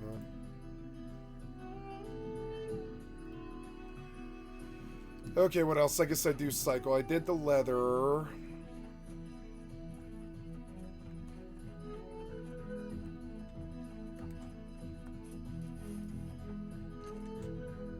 Linen. Oh, I thought I did have materials. Yep. And then let's keep you goldsmithing. 170 linen isn't bad. That's going to translate. Sateen, 48 of them. I've got wire weave, which is good. Silk.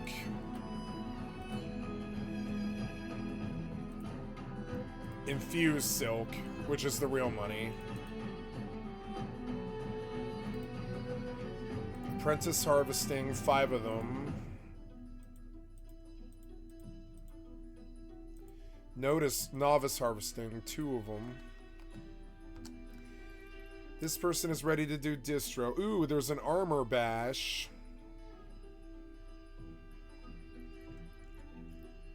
Oh, no, I'm sorry, that's a channel. Never mind.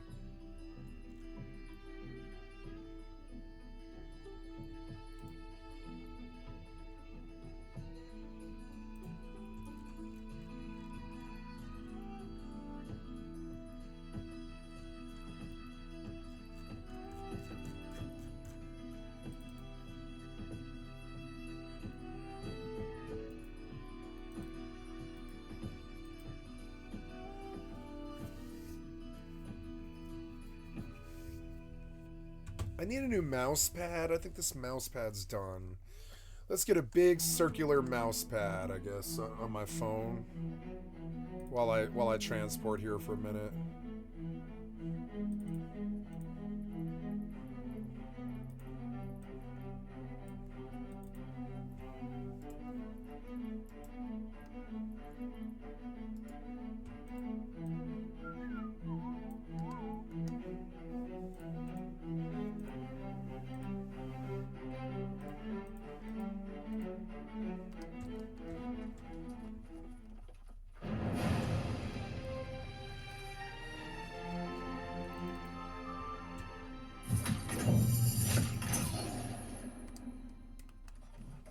Okay, we did the loom, we did the leather, now we're going to do kitchen, which they improved the kitchen, that's cool, it looks better now.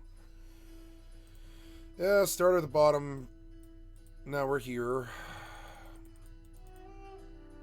Light rations, game meat, mushrooms, I suppose that is skill up, huh? But I don't really care, I'm going to go to the bottom and work my way down, yeah, like that.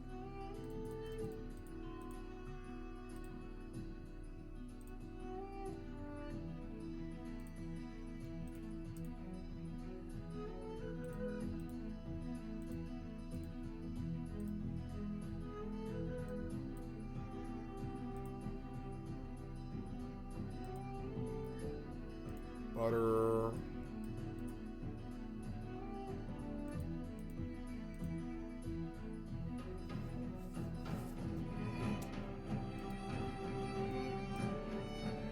Sausage.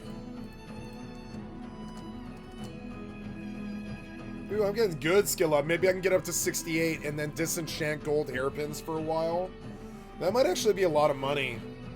I'm starting to actually see some return on this money that I've invested. It's kind of crazy. I mean, it's nice. It's been a while. Last time I did this was, oh god, I think it was, yeah, goldsmithing on Nozomi. I think I went to like fucking 40 and I stopped because it was so prohibitively time expensive and stuff that it was affecting my real life, you know. But here it's just like haunt the vendors, buy off the auction house. They actually do mine here, unlike Nozomi, and there is enough to buy. It's cool. Yeah, I'm getting a skill up like every other skill up. That's good. That's good. Yeah, take me to 58 like as fast as possible, really. Each day I'll do like 600k in gold or whatever. I have more money on the alts. I could just keep liquefying and keep it rolling forward. Okay, we're gonna start at the bottom. We got Shadow Moss Die. That might sell. It's good. Yeah, Shadow Moss Die should sell. Tarragon Poultry Sliders, 3 of them. Probably won't sell for much, but you know. Yeah. Oh no, I got 9 of them. Nice. Yeah, the skill up off those is good. Oops. Stop.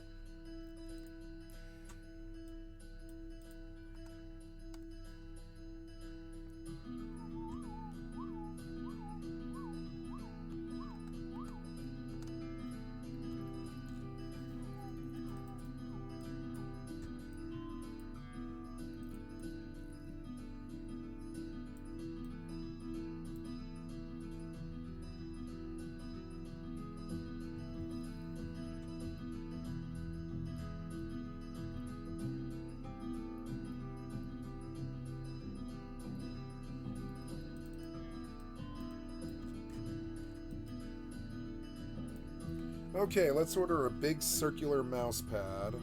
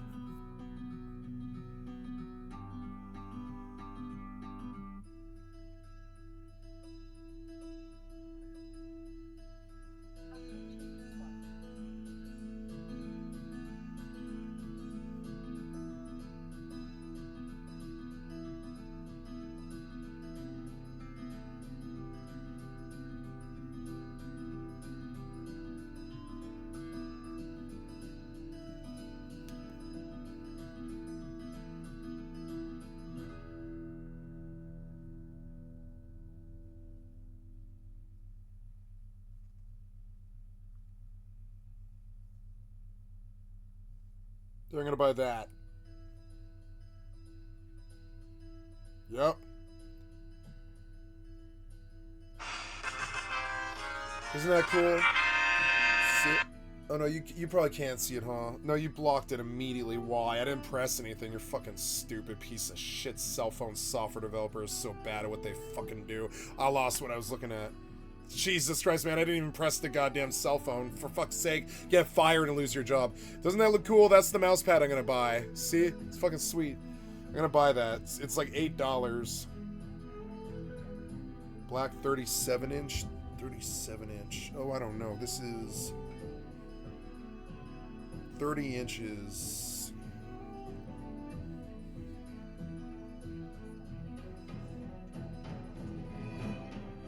I don't think it matters if it flops off.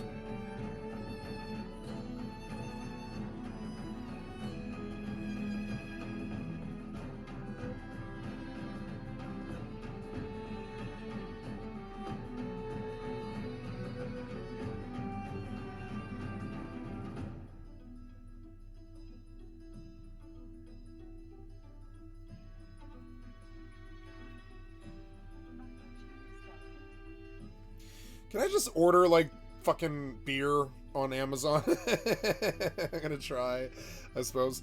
What am I looking for? Voodoo Ranger. Yeah. Can I order this?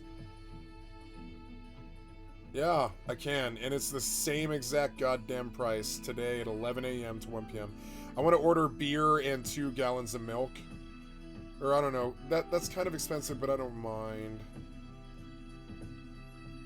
Ooh, they've got the Hoppy Pack.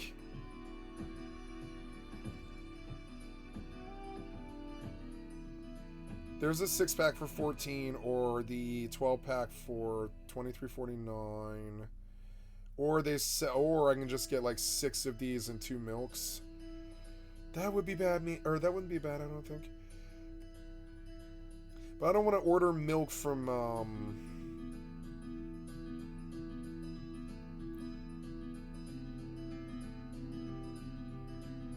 Blue Moon. I haven't had that in a while.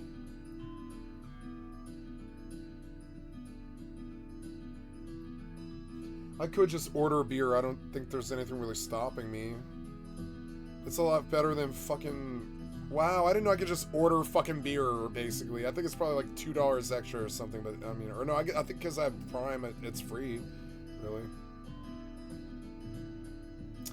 I don't know. I guess I'll buy the hobby pack because I like that.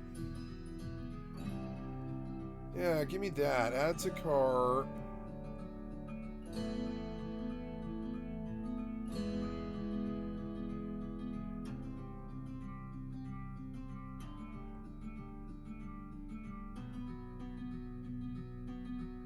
Add to cart. Where? You're not showing me the...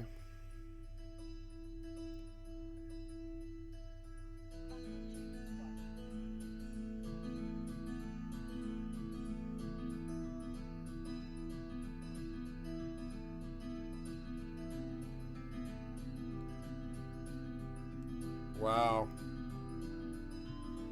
Unlimited grocery delivery for $5 a month. Wow. Ooh, I kind of want to do that. For $5 a month, I can just get unlimited grocery delivery and I don't have to ever go to the fucking grocery store. That's actually so much better. That's so much better.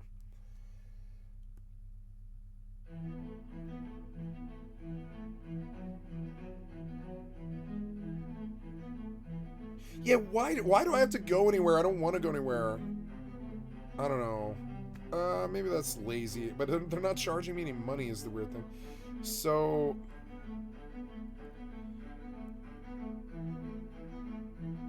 So in my cart...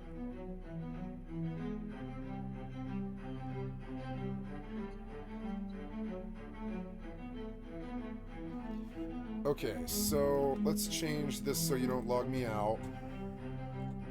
Seasoning blend, basil, honey, tarragon, garlic. Make me 12 of them. You get the goldsmithing buff again.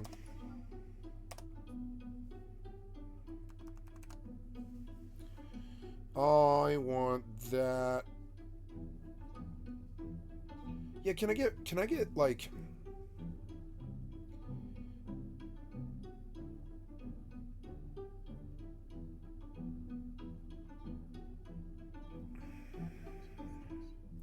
What about Charles Schwab? Do you sell that cheap?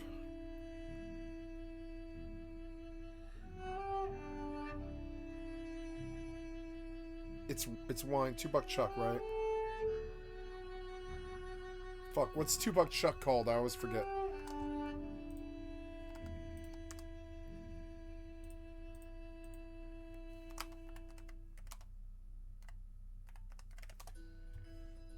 Charles Shaw. I was like, is it Charles Shaw is what I'm looking for. Charles Shaw. Do you sell that? Yes, you do. Wait, that's $4? Well, shit, knock me up for like 4 bottles of wine or something like that, too. Cab? I don't know, cab? Cab's fine, but... What about Merlot? Will you do Merlot? What's your cheapest Merlot? I wish I could do this without doxing myself. I would show you guys.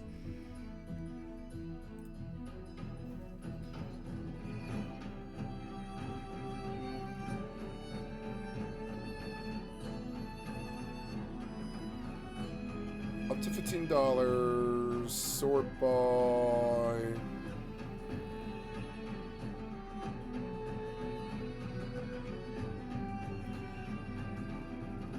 We're looking for 3 to 7. You got anything at all? Show 4 results. You have Black Box Merlot wine. 500 milliliters. 3 Wishes, which is what I was looking at, and Globerati, and Pinot Grigio. But the only red wine that's that cheap is that 3 Wishes at $4. But that's actually not that bad of a fucking deal. It might be good.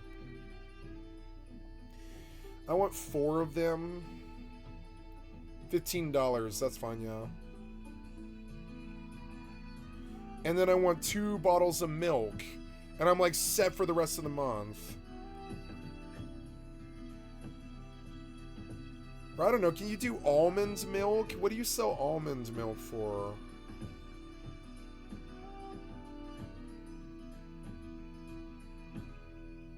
Yeah, like Almond Breeze for like $3.89. I don't know. It's not really the same thing, and I wish I could like sort this by price. Yeah, I'm not really like getting a better deal here. There's like oat milk and original almond. That's actually a lot. It's like $5, huh? Maybe I should try the original almond. That actually might be fucking super good, but it's a little bit more expensive than real milk. No, I'm just gonna start ordering milk. I don't really care. I don't know.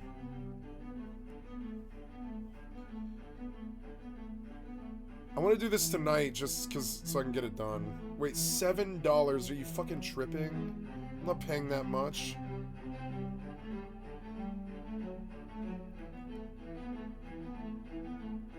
$7? You're tripping.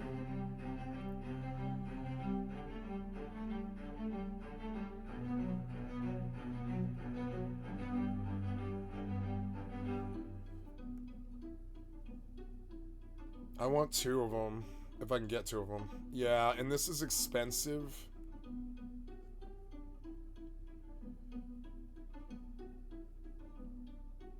I can get this by 11 a.m. when I wake up. There'll be beer and milk and stuff. I love the modern age. I never used to take advantage of this stuff because I was on the streets and just hustling and shit, and I really think about how cool it is, really. Yeah, you added to cart, right? That's cart. 2 added to cart. So let's see what we got. We got... Oh, no. No. I just want 2. Oops. 3, 2. 2 bottles of milk, 4 bottles of wine, and a 12-pack of beer for...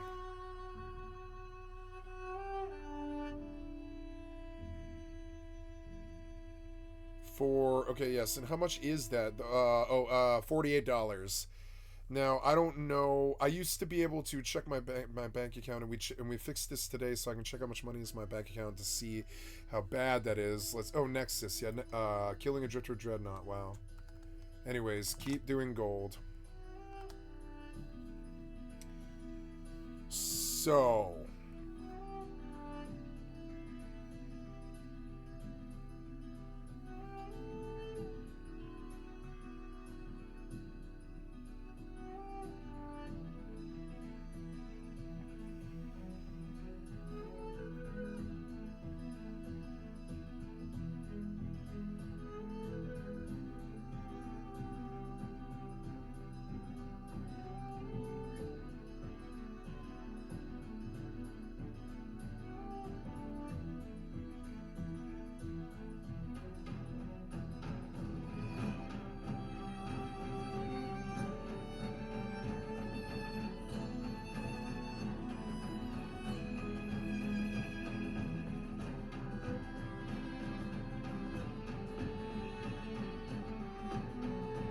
Oh, I gotta dig out my wallet. I'm sorry. I'll be right back.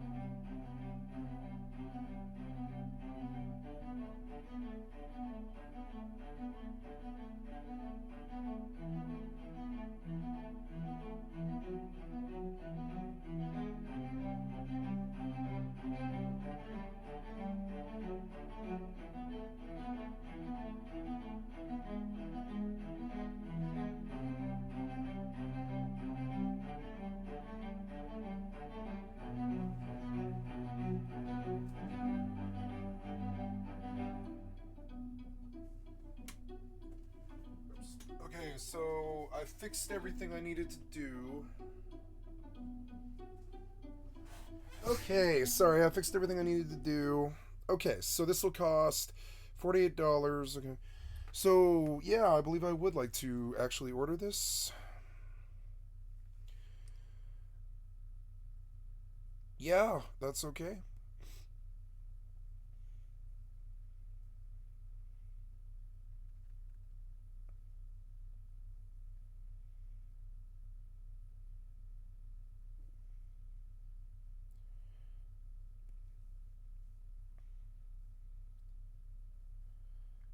How cool. Oh, you logged me out, didn't you? You fucking damn it. Okay, get the bonus. I haven't been using it, which is kind of wasteful, but Oh, I'm done. I'm done with all the gold. Okay, I need to go get more gold. No, I'm out of fire. Oops. Okay. Well, that's okay. You logged me out of New World, but that's fine. I'm kind of busy.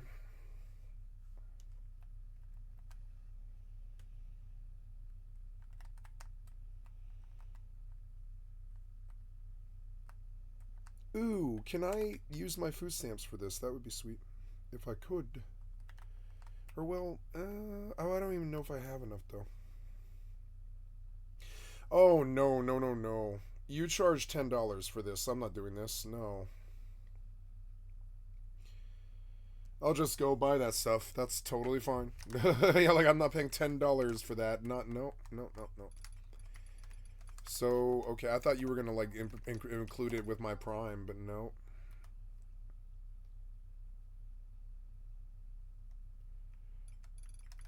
Fire crystals, there's a bunch of them for 1,000. I should have bought while they were low. I don't know why I didn't. Now I'm paying premium. I should have bought a whole bunch of them on the alt. I don't know why I didn't. I meant to. I'm just lazy.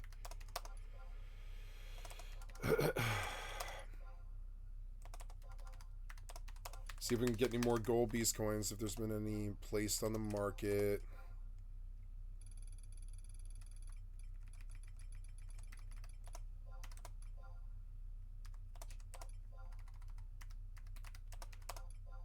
Yep. There is 21. 21. Yeah, just getting that price, you know, trying to get that price. I want that price. It's mine, you know. Okay, here we go. We're gonna. Oh no, I don't have flea yet. So that was fun. I learned from that. We did that already. Favorable to the team, they will call that team member in. They do not want the casinos to know that they're working together. Next question by Brandon White. Super random, but this drunk guy at the casino asked if I was using a thumper. What is that? It's an electronic signaling device used for players to communicate to each other. It's called a thumper because it's vibrating. When they push down on the transmitter, the receiver vibrates or thumps you with Morse code telling you what to do. So I might give you a signal to come over to the table. In poker, I might give you a signal to raise me. I might give you a signal to fold. A great example of a thumper being used is in the movie Casino, where one player was signaling information to another player sitting at another table. Usually a thumper could be on the thigh, and then you just push down on the button with your hand in your pocket, but it could be anywhere, as long as it's concealed. I Like Corn wants to know, question for the blackjack market. Does anyone know where I can find a perfect strategy computer? I'm looking to hit the house or maybe a few. They're not as easy to get as they used to be because they're highly illegal in a lot of jurisdictions. In some jurisdictions, they're not. However, in Vegas, if you get caught with one of these, you can be prosecuted. Now, what is a perfect strategy computer? It's a computer that keeps track of every card being dealt. So it knows how many 10s are left, how many aces are left, how many 3s are left, and can play blackjack better than any brain. Now, a perfect strategy computer is normally worn in the shoe, where there are 4 toe switches. One. Oh my god, look at how fucking crazy that is. Oh wow. I mean, it's not that hard, I suppose. Above the left toes, one below the left toes, one above the right toes, You got one Osprey below Navy. the right toes. And they're assigned numbers, 1, 2, 4, and 8. So when a dealer deals a 6, you hit the 2 and the 4 key. If it's a 9, you hit 1, 8. So the computer is actually knowing every card that was dealt, and it signals to you how to play the hand by a small vibrating device, normally worn on the heel of the shoe. The signaling normally is a small set of long and short vibrations. For example, zzz, 2 short vibrations might mean stand. Zzz, 1 long vibration might mean hit. Zzz, zzz, zzz, that might mean double down. Scrammer, 00. Why is card counting illegal? They don't throw you off jeopardy for remembering things well. Card counting is not illegal. You cannot get arrested. You cannot get detained for card counting, providing you're not using a device. But to Yeah, use like, your you can use a device, but your brain doesn't really give you that much of an advantage. You need the cards to hit. You don't know what those are going to be.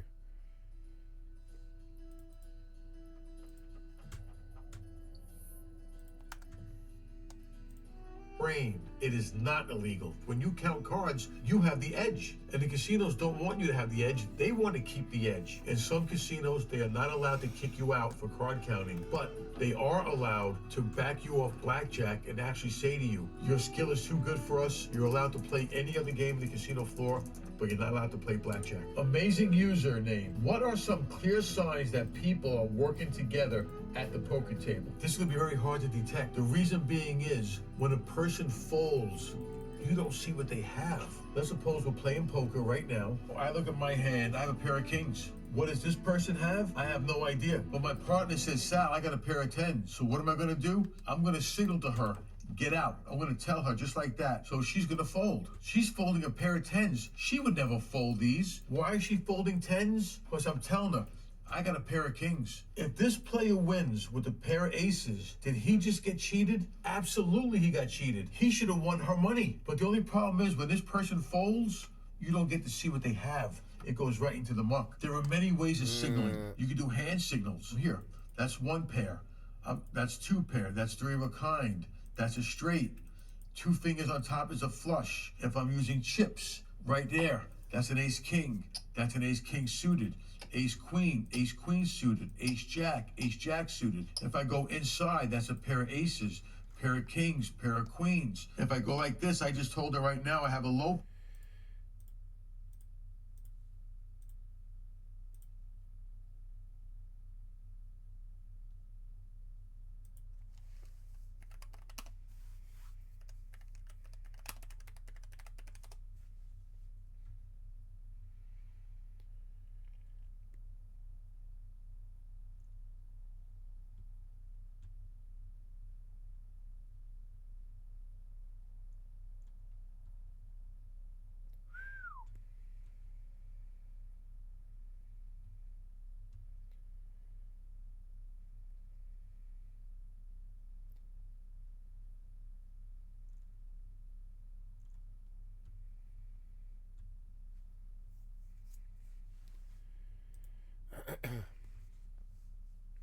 A friend recently told me I had to Thank watch you, this Blackjack video with over Apprentice. 200,000 views called I'd like How to to sub Win to at your channel. Blackjack with 99.8% win rate and claims to be the ultimate blackjack strategy.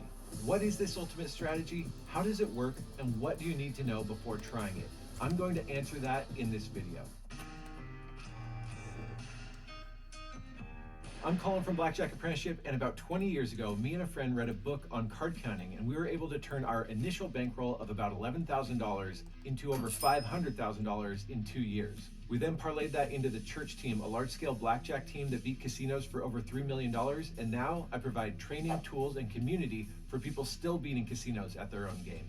I love helping people beat casinos, and I feel like I've heard every strategy out there. So what is this ultimate blackjack strategy that gives you a 99.8% win rate? Wait, when I first watched this video, I swear it said that you could win at a 99.4% win rate, and now it says 99.8%. Yep, it's confirmed. This betting strategy must be like a fine wine. It gets better with age. This video comes from a YouTube channel and website called Gambler Casino. We did a bit of digging into Gambler Casino, and I'll get into that later, but for now, let me explain their ultimate strategy that they claim is a precise and mathematical method and one of the most powerful strategies to beat blackjack. The first part of their strategy is to show players a basic strategy chart, and this is good. Here it is, a simple and intuitive chart. Following a proper basic strategy chart will cut a 3-2 blackjack game's house edge to about 0.5%. That means that over the long haul, if you play this way, you will lose about half of 1% of what you bet. Now, there are already some red flags, like it says here on the chart 10,1. Now, I know what they mean is 10,10, but come on, guys. They also don't mention any other blackjack variants like European no hole card blackjack, but I understand this is for beginners, and so good for them to point beginners in the right direction. But that is where things take a terrible turn. The second step to the ultimate blackjack strategy is to use martingale betting, or what we call progressive betting. They claim that this is a complementary approach that can further enhance winning probabilities. Let me make this clear. Martingale betting does not enhance your winning probability. If you happen to lose a hand, you double your bet on the next What? hand to recover the previous losses and aim for a positive outcome. You can play with confidence and strive for consistent earnings. But the proof is in the pudding, right? In Expert Gameplay and Results, he shows you how this works. And this is the classic sampling bias. I'm going to double the bet from 5 to 10. I click again on deal, and in this case, I immediately get a blackjack. Hey, I could send you a short video of me making 7 out of 8 3-pointers and say, I'm a better shooter than Steph Curry. But all I really did is send you an 8-shot sequence where I got lucky and made 7 out of 8. There'd be plenty other sections where I missed 7 out of 8 or even 8 shots in a row. He shows 8 hands of which he wins 7 and loses 1. On top of that, his double down works and he gets a blackjack. On the one hand, he had to double his bet to recover his previous loss. This is not math. This is what we call variance. He then proceeds to show a super sped up session of how this works over 10 minutes. Again, this is not math, it's sampling bias. It's sped up so fast you can't even track the results, but don't worry, we slowed it down so that we could share the results for you. Over this 10 minutes, he wins 29 hands, loses 20, and pushes 5 hands. Now let's compare that to the real probability of a 54 hand stretch of blackjack. You would expect to win 23 hands, to push 4.5 hands, and to lose 26.5 hands. The reality of blackjack is that you will lose more hands than you win. Now you can make up for some of that with double downs and blackjacks, but this 10-minute section they show is completely unrealistic compared to the long haul of blackjack. After this, he proceeds to share his win, which is 200 euros in 10 minutes. Multiply that out and you can win $1,400 an hour, right? Okay, this insanity has to stop. We advantage players think in terms of EV, or expected value. Like my basketball illustration, anything can be proven over a very short period of time. But why does martingale or progressive betting fail over the long haul? This video claims that the odds of losing 5 hands in a row is only 2.8%. But that only works if you quit forever before that 2.8% chance happens.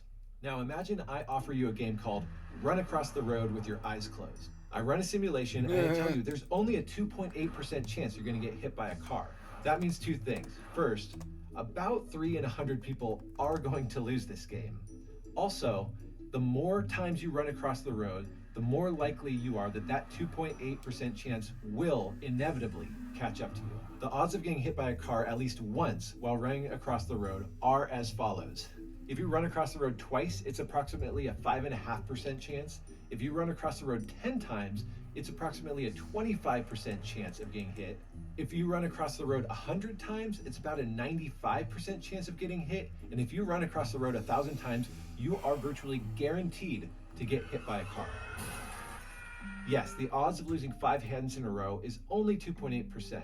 But if you play 100 hands an hour of blackjack, you are expected to have this happen nearly 3 times every hour. That's right, every 21 minutes, you are expected to lose 5 hands or more.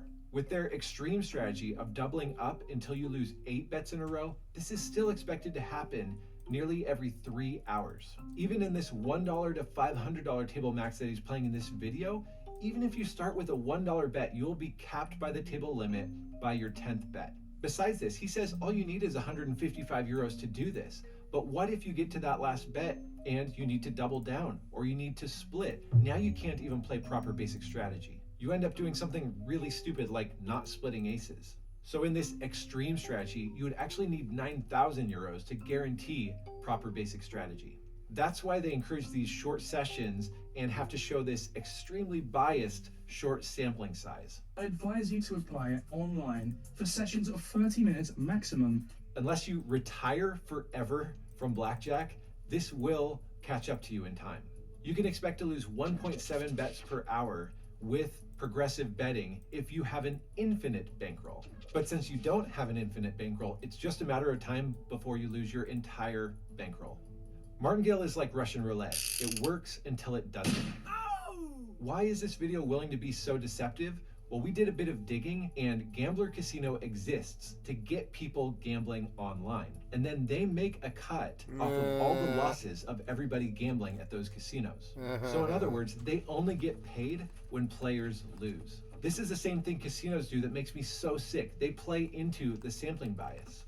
They put up pictures of winners on the wall in casinos, but they should have to put up the total gambler losses beneath it. Sally Mae hit a $7,328 jackpot on Larry the Lobster. Career gambling losses, $83,248. Marilyn Lee won $2 million on a progressive jackpot. Total gambler losses on slot machines in this casino, $58 million. Sure, I could tell you about the time that I won $40,000 in an afternoon in a casino counting cards, but I would be doing you a disservice if I didn't also tell you about the time that I lost $40,000 and got backed off from casinos in one afternoon. I'm down about 24,000 between the two casinos. That's why card carriers care about sharing their career earnings, not their session winnings. Who cares what you won in one day? What we care about is, did you win in the long run?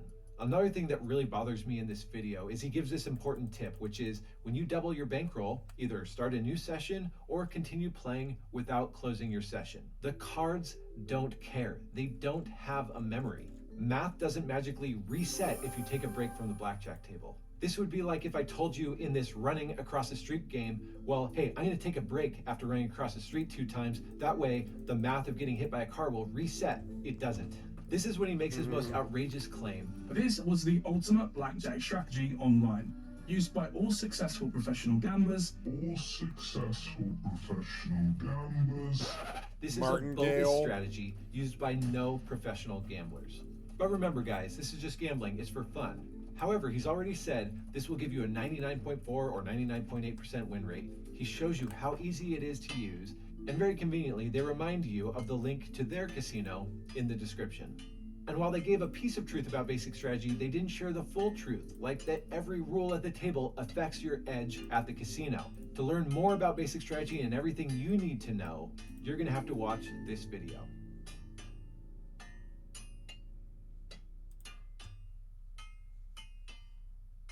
And very conveniently, they remind you of every rule at the table to know. You're gonna have to watch this video. The single most important thing you will ever learn in playing blackjack or becoming a card counter is a system called basic strategy. So what is basic strategy and why do you need to know it? I'm gonna answer that in this video.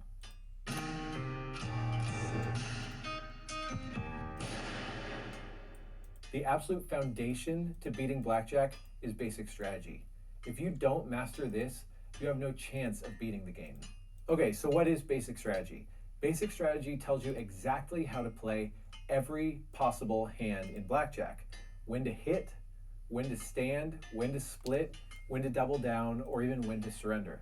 So where did basic strategy come from, and how do we know if we can trust it? Well, basic strategy was figured out like a long time ago using very early computers, but it's been revised over the years based on how blackjack is normally dealt today, and it's completely run off math and computer simulations. It will tell you the mathematically correct decision for every hand you can possibly be dealt at the blackjack tables.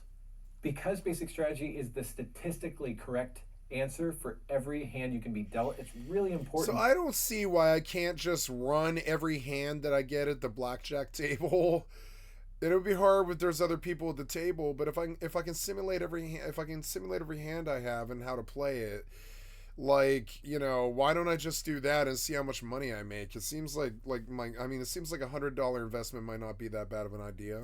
And that you don't just learn. Just run a program on the side that's like, oh, I have ace jack. What's the percentage? What should I do? And just do that and just see if I can't take like $200 from the casino like every once in a while when I visit. I'll probably lose my $40, but it'd be cool to take $40 and turn it into like $200 just running a fucking like blackjack simulator and playing every hand perfect, and maybe I just happen to catch, you know, maybe I catch the blackjack, you know. 80 or 90% of it. These aren't suggestions that you can then build your own strategy around. No. These are the correct decisions to make every time. single time. And I'm very good at this, actually. I learned this. I used to run a little blackjack trainer simulator thing on my phone, like whenever I sat in my cab, and I would just like do blackjack. When I say they're the mathematically correct decision, that doesn't mean you're going to win every hand when you play this way, but it means it's going to help you in one of two ways. The first way basic strategy helps you is you don't make mistakes. You like don't ever make mistakes. So when you do see an opportunity, you've got to take it. Like, so the trainer can't simulate that well what you should do when you suddenly pull bullets and you've got two aces, you split them, maybe you catch two blackjacks, and suddenly your $5 bet becomes like $20 or whatever. And if you get like 2 or 3 in your little session, that suddenly bumps you like $100, and you might only be at 140, but I mean you started with 40. And that's kind of what I'm looking at here, and just use a basic strategy bot to just run like online blackjack. I could probably do it even on stream, but I think I have to warn. I don't know. I don't know what you have to do to run a gambling stream, but I think I'm supposed to be on Kick for that, and I don't know. I don't think I need to bring that to the stream. I just wonder if I can sit there for like an hour and use basic strategy bots to essentially try and see if I like just play $40 and see if I'm on fire that day. If I'm on fire that day, I might pull like $200 or $300. If not, you know, oh well, I crack out at like, you know, $18 left or something. If I bust down immediately and $22 are gone or whatever, and I'm like, you know, I'll just leave. But I bet some days if you just play the basic strategy with the bot, you can probably just farm the goddamn casino, and it's like, oh, you made $160, and it's like, oh, that's nice. Yeah, I just caught aces today for whatever reason. Most days I just lose like $22 and quit, you know. And I think it would be fun to do something like that, but it's also how you end up being a gambling addict. You at times to win more money. It's not that I'm interested in the money. Is that I feel like I can play a perfect game. Like, I don't know. I don't know. I don't though. I play blackjack on Rust all the time and lose because I know that like I have bad luck. I don't always have bad luck, but I generally, if I can have bad luck, I will. You know. So as an example of that, it'll tell you the correct times to double down. Doubling down when you have the advantage is a way to have more money on the table when you actually have an advantageous hand. It doesn't work out 100% of the time, but it helps. Does work out over the long run if you follow it properly. The second way basic strategy will help you is it'll help you lose. So we can just go probably and type this in like blackjack basic strategy trainer, right? And there's probably a free alternative to the basic strategy is completely random, is meant to be a free trial to a $400 a year product, but the link is far better. Free alternative to BGA basic strategy. Blackjacktrainer.net. Right? I'm gonna keep shopping. Nice to have some wood. There it is, right? And so we just run, like, I could do this probably on stream, and I don't believe it's illegal. I don't think it's illegal. I think probably people do this. They're like, oh, I've got a spare $100 that I found, you know, down the street in the alley, and I know what to do with it. I didn't work for this money, but I got it from somewhere, you know, you know. And you just learn how to use this blackjack trainer really, really fast. Now, this is the trainer, but I want the calculator, right? The calculator, right? Yeah. Dealer, player, ready.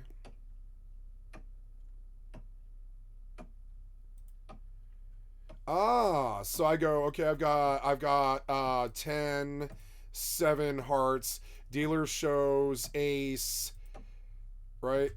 The dealer shows ace, optimal blackjack instructions. Click on the back of the dealer card, then click on, oh, yeah. Oh, there we go. Ace, 5, 5 something, 5, right?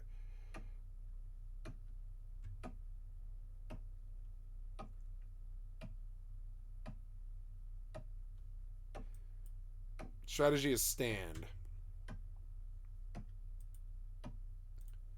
So what if she's showing ace and I have king 4, 4, 10, 4, 9? Hit. On a 13, I hit and I caught a 6. They're saying 9. So that's weird. I would not hit on a fucking... Well, I would hit on a 13, but I don't like it. But you can see how you can just use this calculator right here to fucking just full blown like calculate an online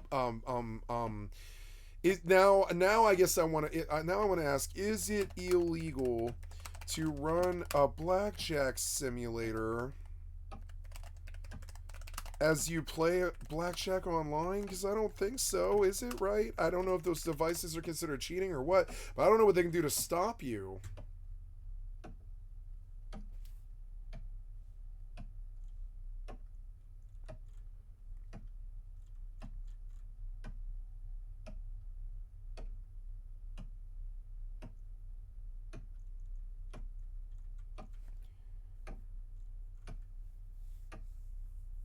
Oh, online gambling is illegal? Oh, I didn't know that.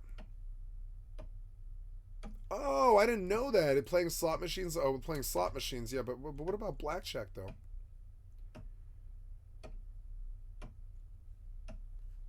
God damn it, I don't like that sound. Let's like get off this thing now. You're so annoying. Can't you do the slider better, you piece of shit developer? That slider does not work. Piece of shit developer alert. Piece of shit developer alert. Please get a fucking clue. You god, that slider is fucking terrible. Don't use sliders, piece of shit developer. Ugh, come on, man. So finicky and stupid and it barely works. Let's go.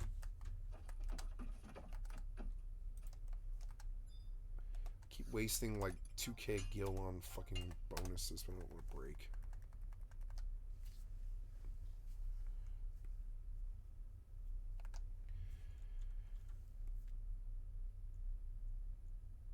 Oh, it's illegal to run one, but it's okay. So, wow.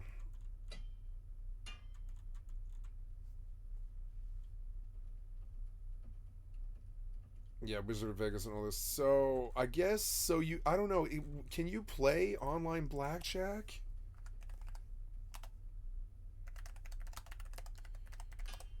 Yeah, you can probably play like with fake chips, I bet, but I doubt you can actually do it for money. Washington Post has a blackjack like thing. What's that sound? Oh yeah, somebody's like running around on his horse.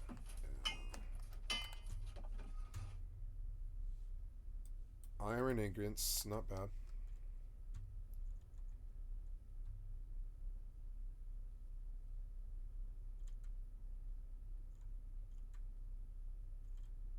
Is playing blackjack online ever worth it?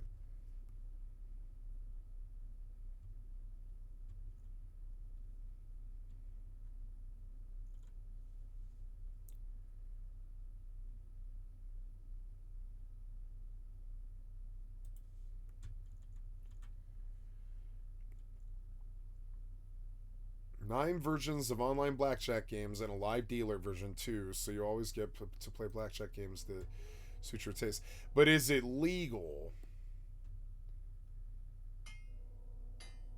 Yeah, but I mean, how is this legal? Is Bovada legal, I guess? Is Bovada legal? Is it it's legal for me to use them, right?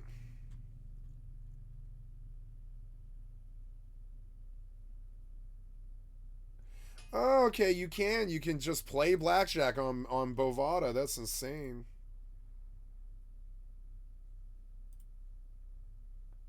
Oh, yeah, I can just sign up, huh? That's interesting. Well, okay. Huh. I don't think I'm going to do that, but Bag a $3,750 welcome bonus. Yeah, right. $3,750. Yeah, fucking right.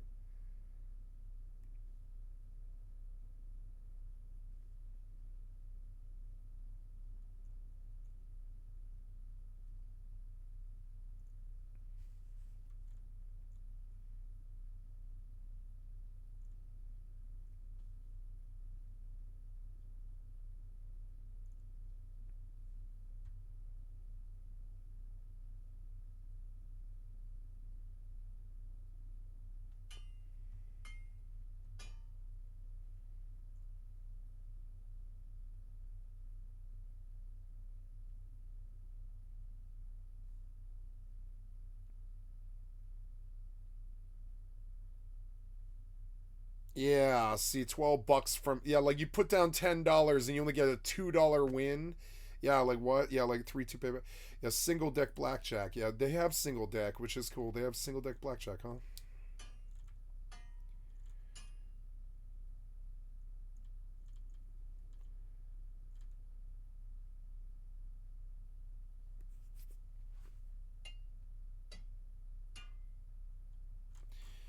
This is interesting. I can just play blackjack for like $40. They say they had like a $3,750 sign up bonus. How is that right? That's not going to be right. But they probably require you to put some money in or something. I don't really know. You can bet on horses and shit. That's insane. Do they pay out though? Can you trust Bovada?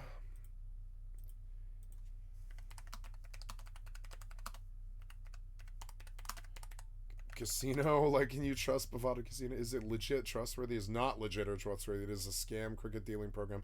Promotes action to maximize their rake and keep the fish happy. Keep the fish happy. Bad. Crypto casinos are better. Just pick something safe like the ones on Home Strulitz or so. $6,000.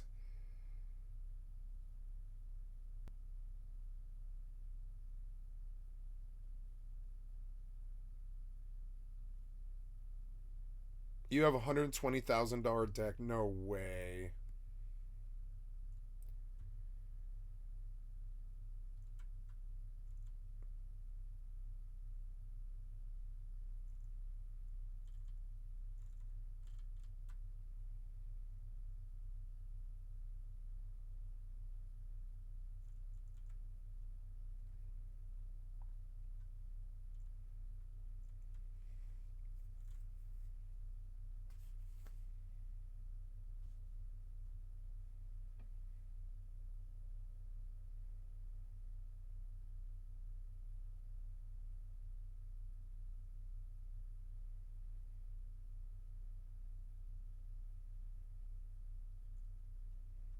It's legal but shady with a bad EV.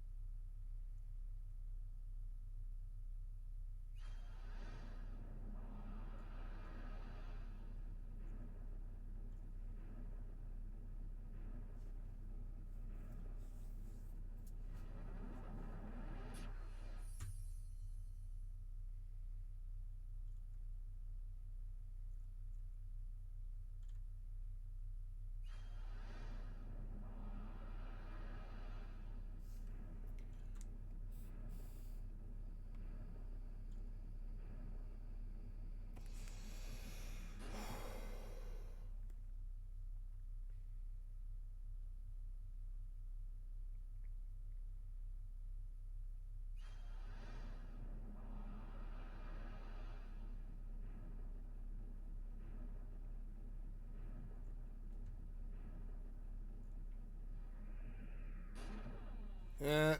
There's all these nasty stories here. I'm just like yeah, like I don't think I trust the site. It looks way too fucking generic. It's like they just built up and started scamming people.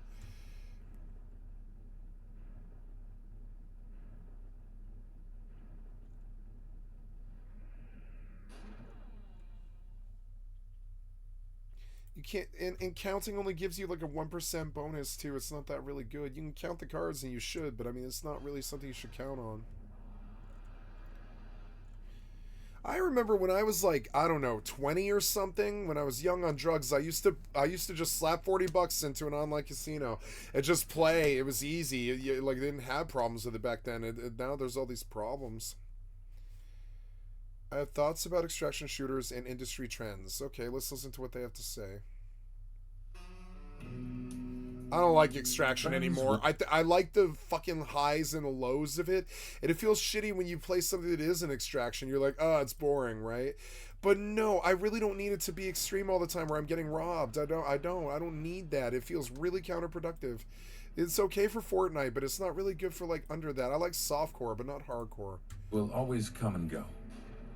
And it seems now the AAA video game Thank you, the other Frost. I've liked this up to your channel. This is somebody I don't know. I've never heard before, but I like him already. The other Frost, he's got 100K. It's good. For an extraction shooter fixation. Let's talk about this change of menu, how we got here, where it might be heading, and how it might impact the rest of the industry at large, because as we've seen, rarely do these things happen in a bubble. But first, what is an extraction shooter? There seems to be a bit of confusion nowadays as more and more games have extraction gameplay elements or themes. I've seen games like Helldivers 2 be referred to as an extraction shooter. That's not an extraction it's shooter. As the most popular extraction shooter on Steam. That's not an extraction Well, sure, shooter. I suppose that makes sense. Yeah, right. Because it is a shooter. It is a shooter, and you but quite literally you do land leave in a hostile area and then leave. work to extract yourself. But that's not from it. extraction. But for the sake of understanding what's coming down the pipeline, I'll be looking to escape from Tarkov as the baseline premier, definition of an yeah. extraction shooter. I'm not or, sure. I mean, Rust is the premier extraction shooter, and so is DayZ. And then, you know, Escape from Tarkov came out about 3 years ago, yeah, so I guess we all call that the new one. But no, it's really actually Rust. Rust has always been the premier real extraction shooter, in my opinion. It's the first. And DayZ. I mean, DayZ sometimes really, I think it's like DayZ, Rust, and H1N1 were the original extraction shooters. You have to like go in with a fucking rifle sometimes, kill some dude who's in there like hogging the fucking fireplace as you freeze to death, take his shit, and then get back out of the situation. And that's what DayZ and Rust is. And they've always been far more faithful for like 10 years longer. And and definitely Tarkov is like the most classic extraction shooter now. But I mean, like it did, I would say, dominate the genre and figure out what the confines of the genre were, kind of. But I mean, Rust and DayZ have always been really good extraction, and so is EVE Online. Like, okay, we've been day tripping Null since 2006 or something like that, and I mean that is extraction. You go fucking 14 to 28 to 36 jumps or something like that. You go out there and you wait for somebody to come, or you mine, or you shoot somebody, or you hunt somebody, and then you come back with their loot. And I mean that EVE was like EVE and Ultima Online were the original extractions, because you have to go out or like even like EverQuest or old school RuneScape in the fucking the what was it called, like the Swamplands or whatever it's called, for the Shadowlands or whatever it's called, the Barren Wastes or whatever. And like, I don't know a lot about a lot of those games, but I know that is extraction. You have to go in there with your set. Even in a way you could call what's it called, Albion Online extraction, because you kind of like go in a tile where there could be other players and you chop stone or tree and they could kill you, and then you go back out to the town.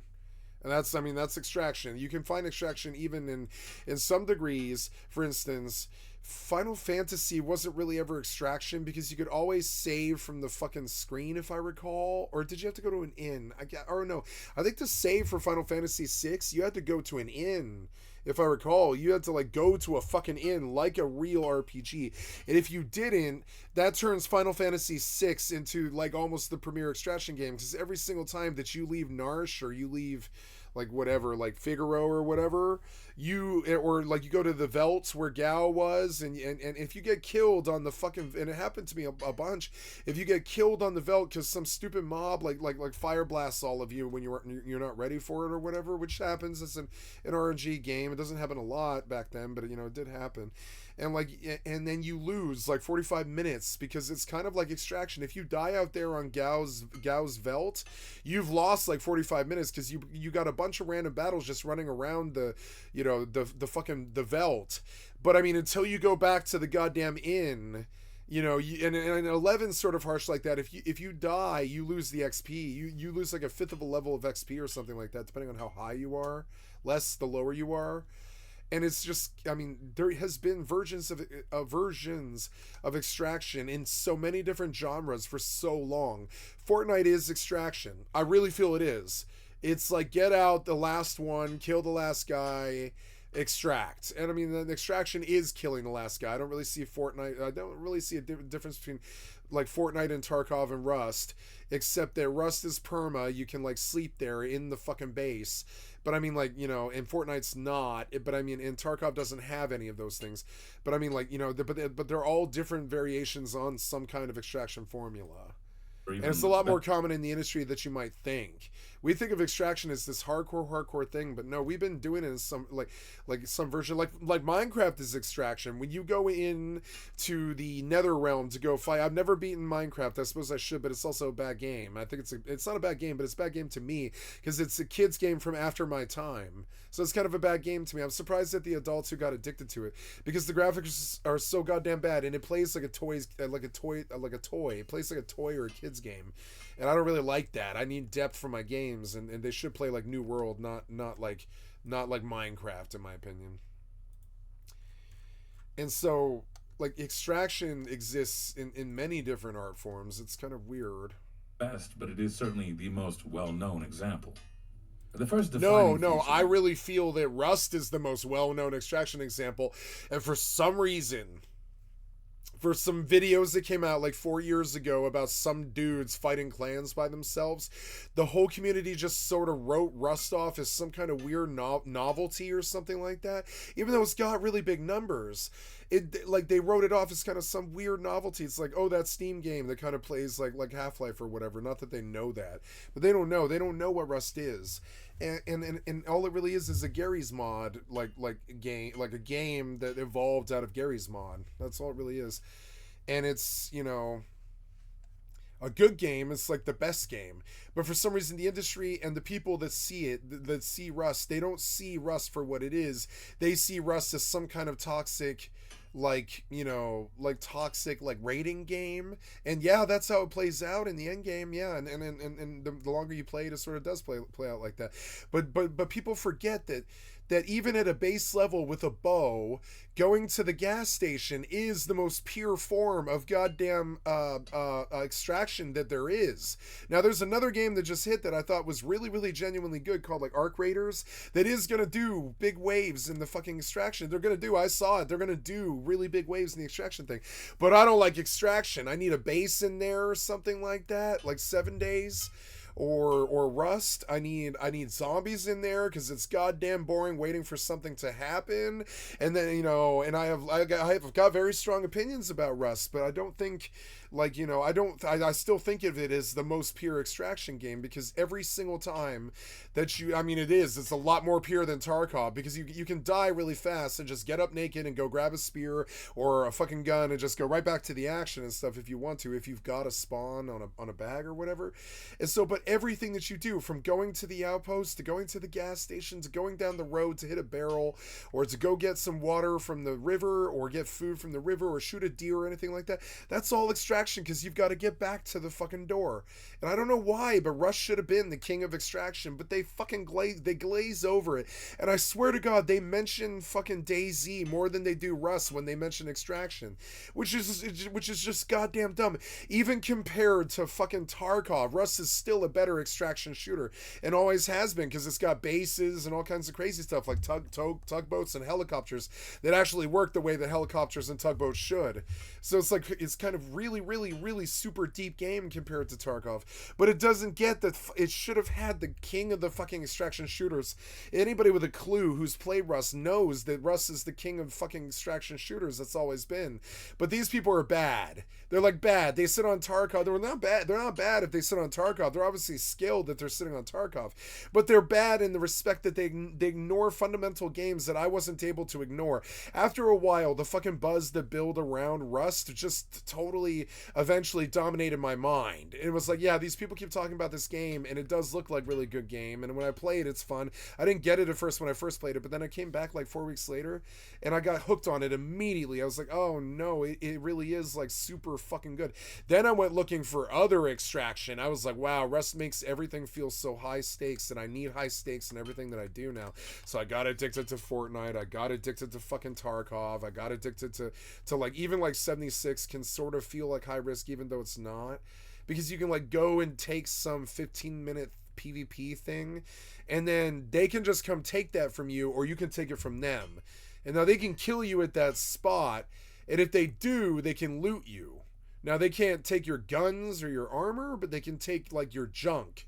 And that can be like extraction, because if you're out and you're just like, you stumble on something that you want to capture, and you're not thinking that you just looted the goddamn racetrack, you're in it. If you took that, I mean, unless you warp out, which you can, but I mean, like, if you stay there and you're just like, oh, I'm just going to take this node and get my free XP, you get the XP. But then some shithead, more often than not, warps in looking for his PvP achievement credits, and it has nothing to do with you, and he doesn't want to make you have a bad day, but that's how you take it when it happens, and he robs you for your goddamn junk. He kills your turrets, and then he fucking kills you for your junk, and unless you stick it in your thing. And even 76 can have extraction feels to it. They all can, kind of. Once Human definitely feels like extraction sometimes, if you're playing the right PvP mode. I like Once Human. I'd like to return to it, but it's not really like, I feel like they feel like they're just gonna ride that same game without new content for a really long time. And there is new content to it, but it's not new maps. It's like twisting the old maps with new rules, and that's costing them. I want to come back to some real content. I don't want to play the same old winter scenario, or do the same old bullshit PvP thing where some dude sits in my base when he discovers that I've got an open core base or whatever. He just sits there and kills me over and over again. And that's not really PvP. That's just harassment. And it's stupid. And these little kids, they're so fucking stupid that they think it is PvP. It's not. It's just you harassing somebody. You know who taught me this? Tay of all people. Somebody with like 6,000 to 10,000 hours of Rust or something like that. He taught me that there's killing people and then there's harassment. Tay taught me that, of all people. There's like, and he had a strong opinion about this. He's like, no, killing nakeds on the beach is not getting kills. It's not. It's just wasting other people's time. That's it. And he really felt strongly about this. Now, he did it. He was like, kill the naked. We got to see what he's got. But I mean, he didn't do this like out of sheer joy or whatever. He's not killing that dude out of sheer joy just randomly to kill a naked. He's looking to see if the guy has loot, and he's hopefully not killing the guy. He checks him for loot. If there's no loot, then he picks him back up and he says, have a nice day, homie, or whatever. And that's real PvP. That's real manhood too. It's like, it's not this bullshit about some dude in the shadows materializes, wastes you, and then starts laughing like a hyena. That bullshit's stupid.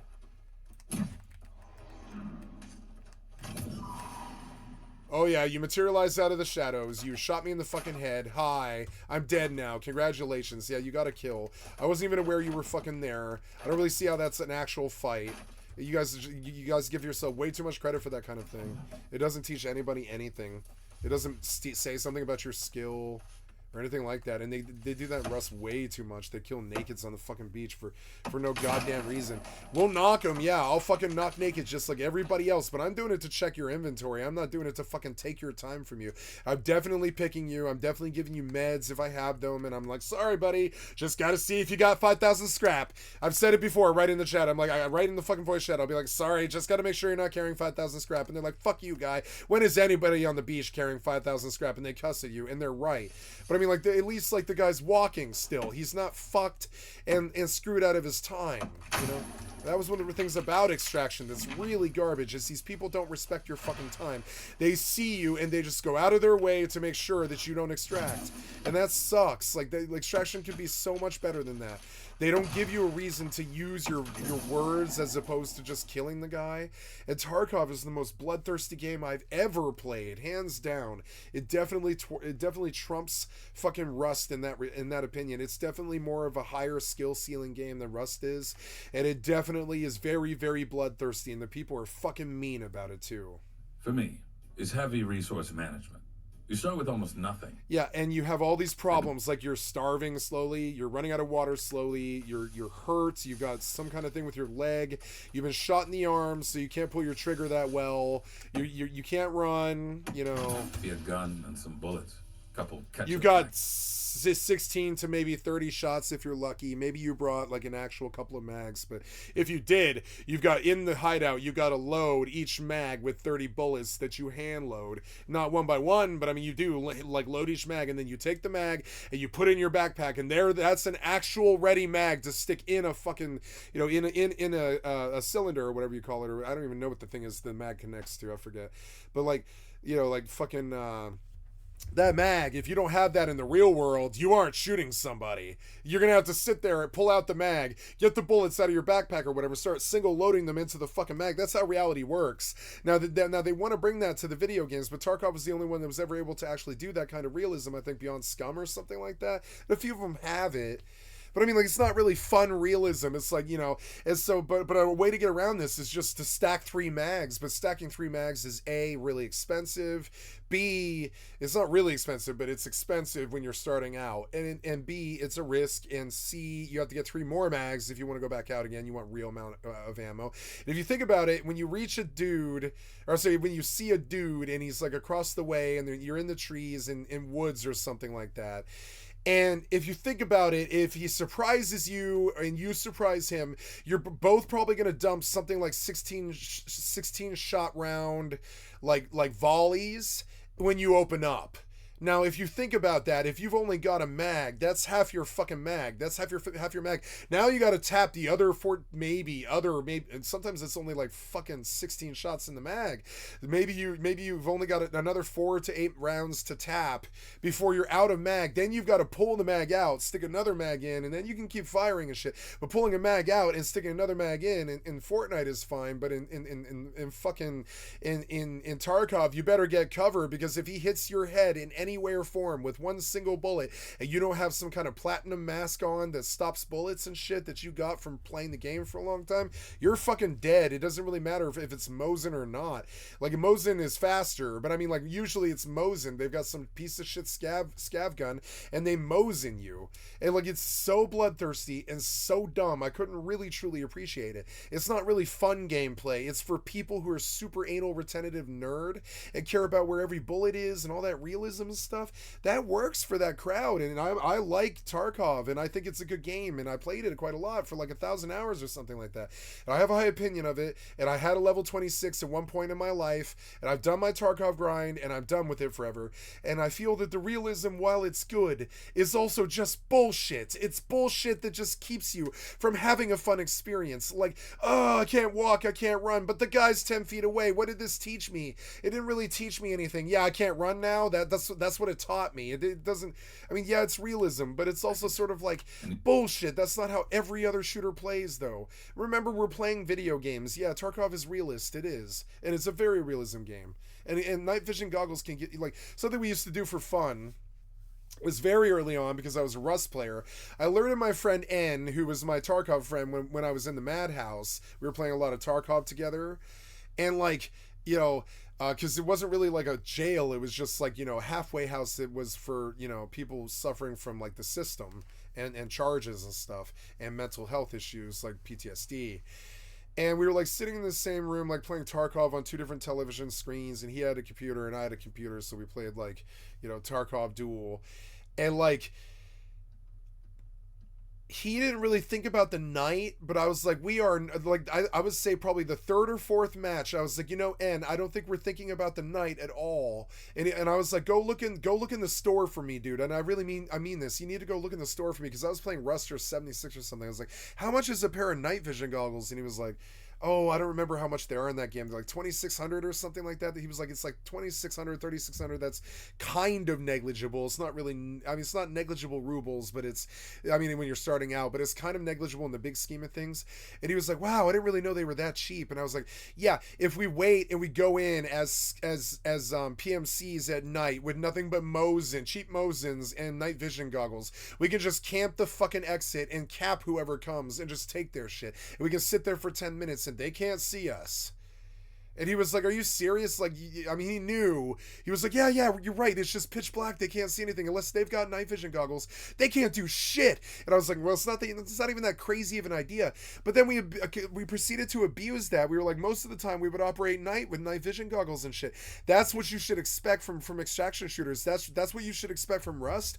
That's what most extraction is. It's using bullshit like that to gain clever use of game mechanics and advantages over other people that aren't even that clever. It's just a night vision goggles. But if the other guy doesn't have that and it's nighttime and you do, who's gonna win?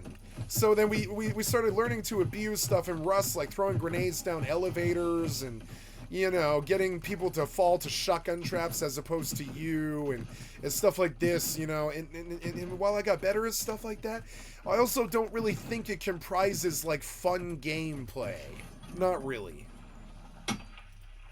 You slowly build up your arsenal. These games thrive on the feeling of scarcity. Like building and scarcity, and I like that, but also I don't like deprivation gameplay mechanics. I'm like, god damn it, I want another stack of bullets.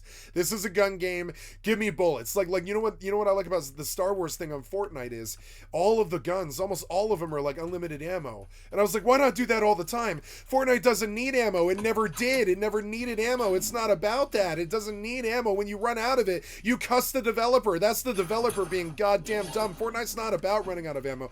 Maybe it was season 1 and season 2 when there was nothing else to do but run out of ammo. But no, by like season 3 when Boney Burbs was like up and people were really fucking going nuts like Ninja and stuff. No, there was no real place for ammo left in the game beyond sniper rifles. Sniper rifles should have ammo. Should have like 50 rounds to fire the sniper rifle, no more, no less, because we really don't want you going nuts on the camping and stuff like that, right? Sniper rifle should always have a certain amount of rounds, and you should only ever have like 8 when you pick it up, and you should have to pick up sniper rifle ammo.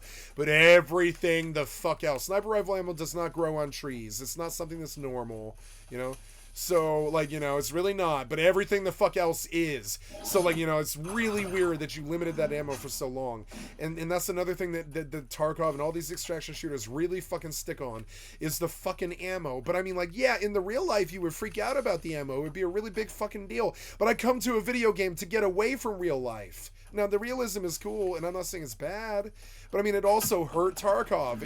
You want to tell me Tarkov was successful? No. I think they've got max 400,000 players or something like that. That's successful. That's like Rust success.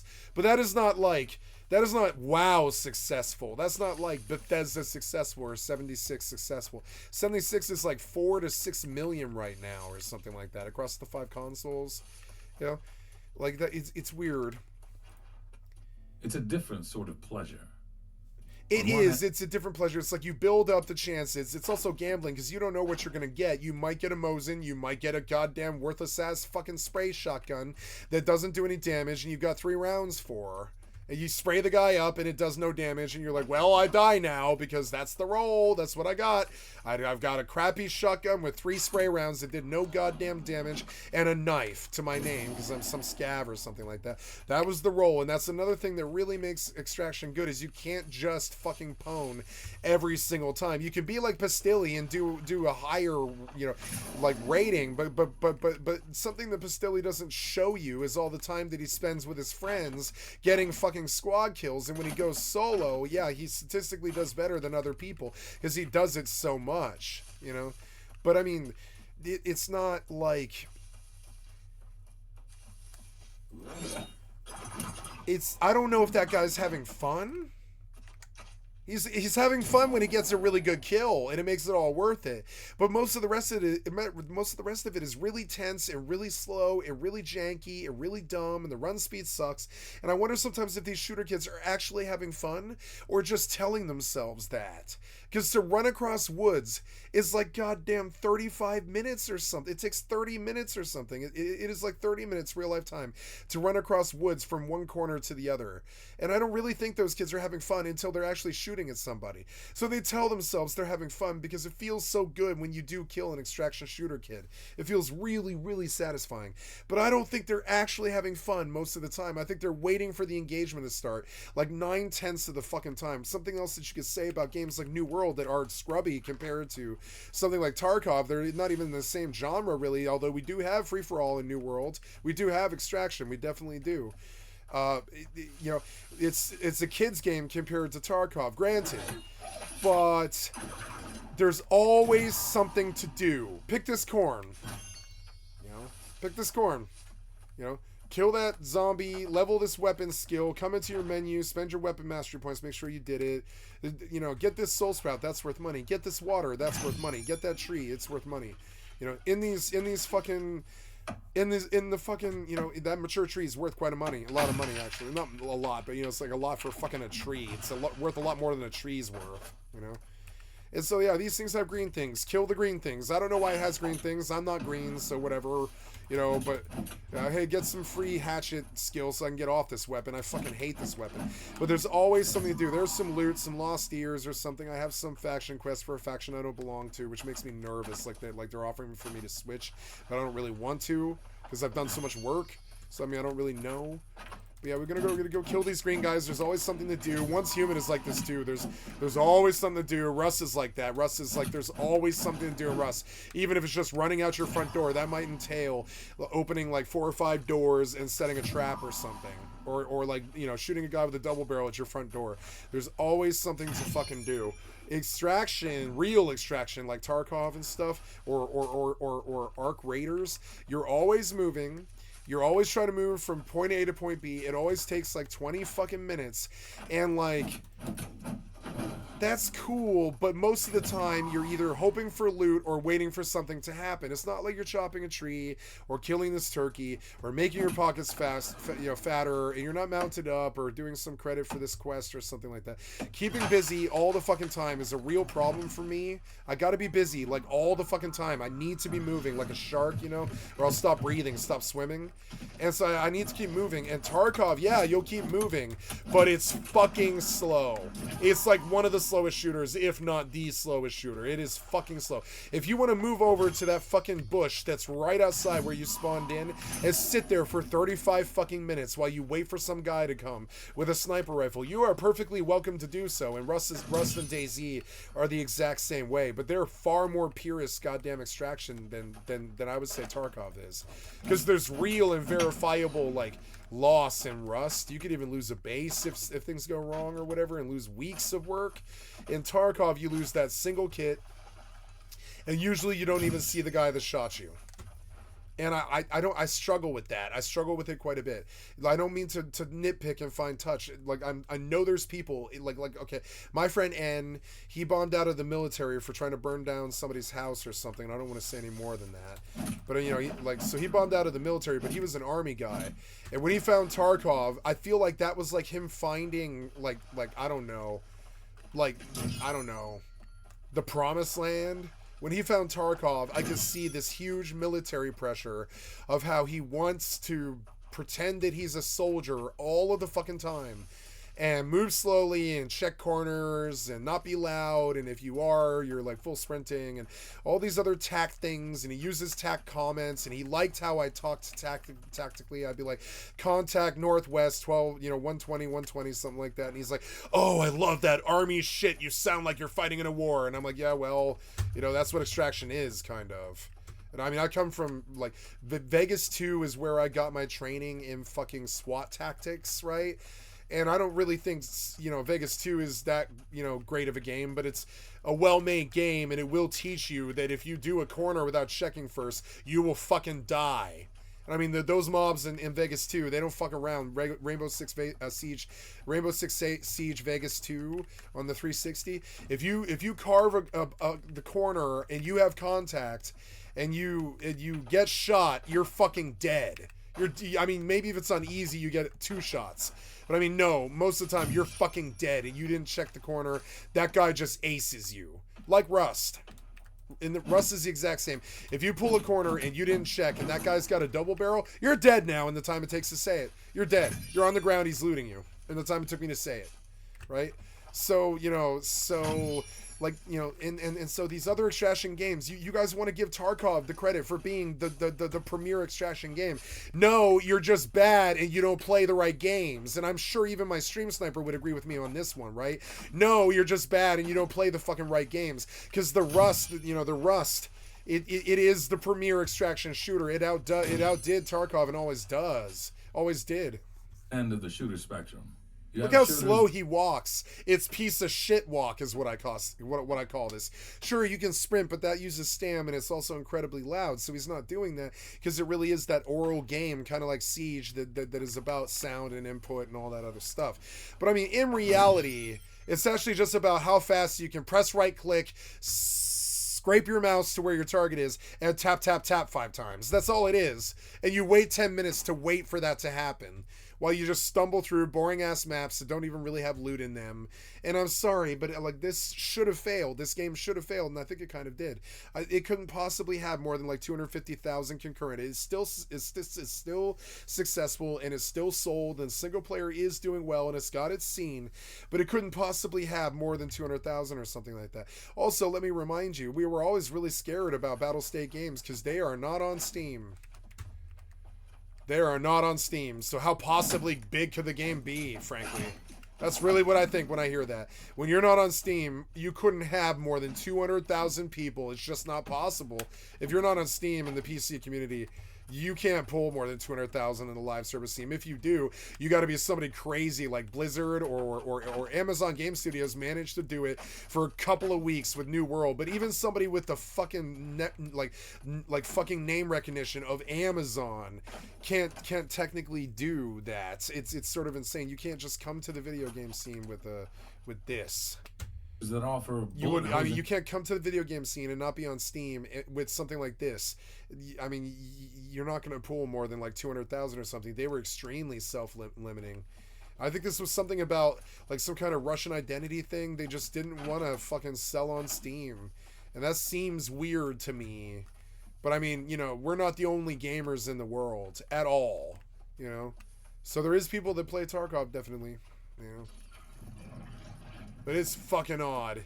It's odd that it's not on Steam. It's weird. In power fantasies. Like, especially after like 5 years, you don't think you might want to make a deal with Gabe Newell or something, and, get a translator and maybe like put Tarkov on Steam and get another 100,000 players or something, right? But no, you can see that they mishandled Tarkov from day one. I don't know why I'm even watching this, really. Aces enemies and legendary drops every 5 minutes.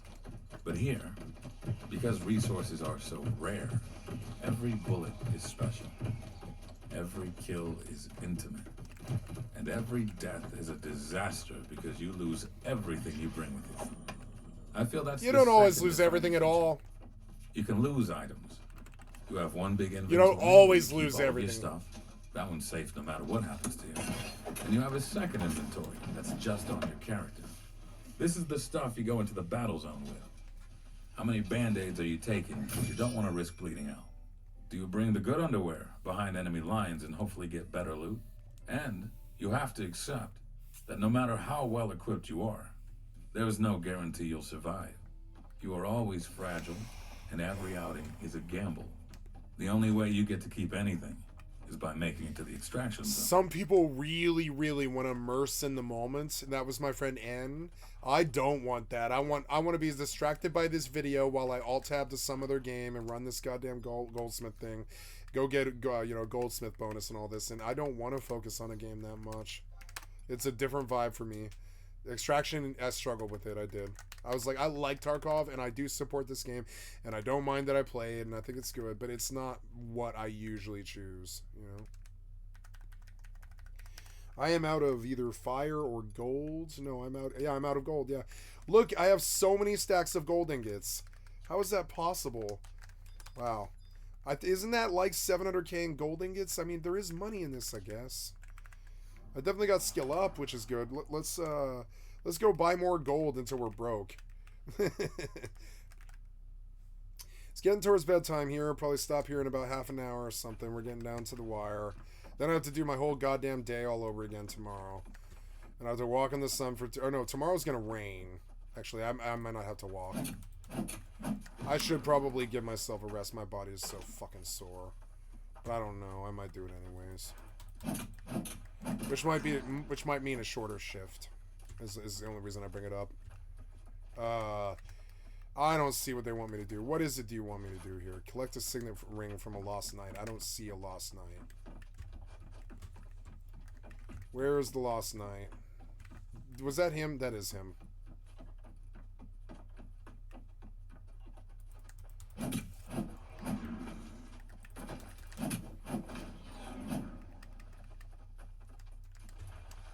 Oops.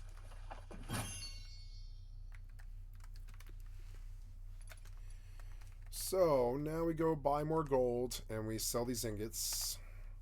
I don't know what I'm going to ask. Probably 9301, right? We'll see. I'm a bit hoarse for some reason. I haven't even been singing. It's weird. I've been screaming. Calling people traitors. Uh-oh. 92,001.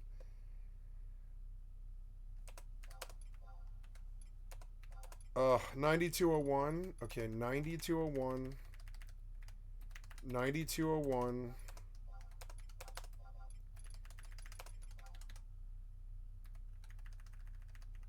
9201.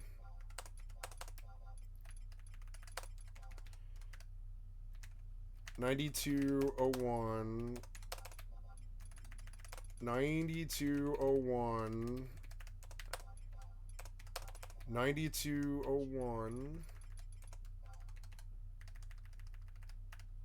9201. And then we'll buy gold. Gold. Golds, or just check the price here. 25k. I don't really understand that. So Beast Made, looking at gold ingots to see how far we can go on that. I don't really know. Yeah, 21 though. I'll take it if the price will maintain. 21k. 21k. 21k. 21k. Somebody else put a whole nother brace up. It's weird. But I mean, they are watching what I'm doing. And we'll stop here. Yeah, that's enough gold for now, for today. I blew out 550k. That's good. Means I'm doing work, putting the work in. A lot of money, a lot of clothes. When you're putting in work, that's the way it goes. Now we leave this place. No, I don't leave this place. I kill another signet ring from a lost knight.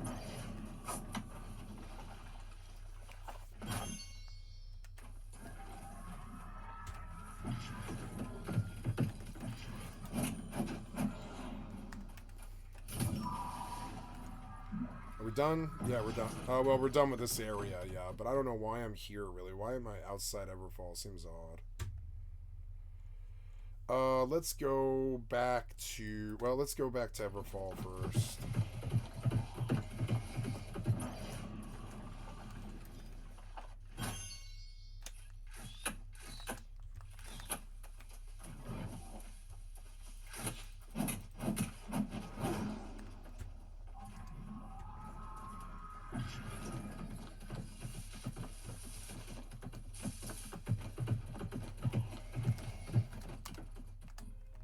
The third and fourth defining feature, I reckon, are a pair of adjectives: hardcore and bare bones.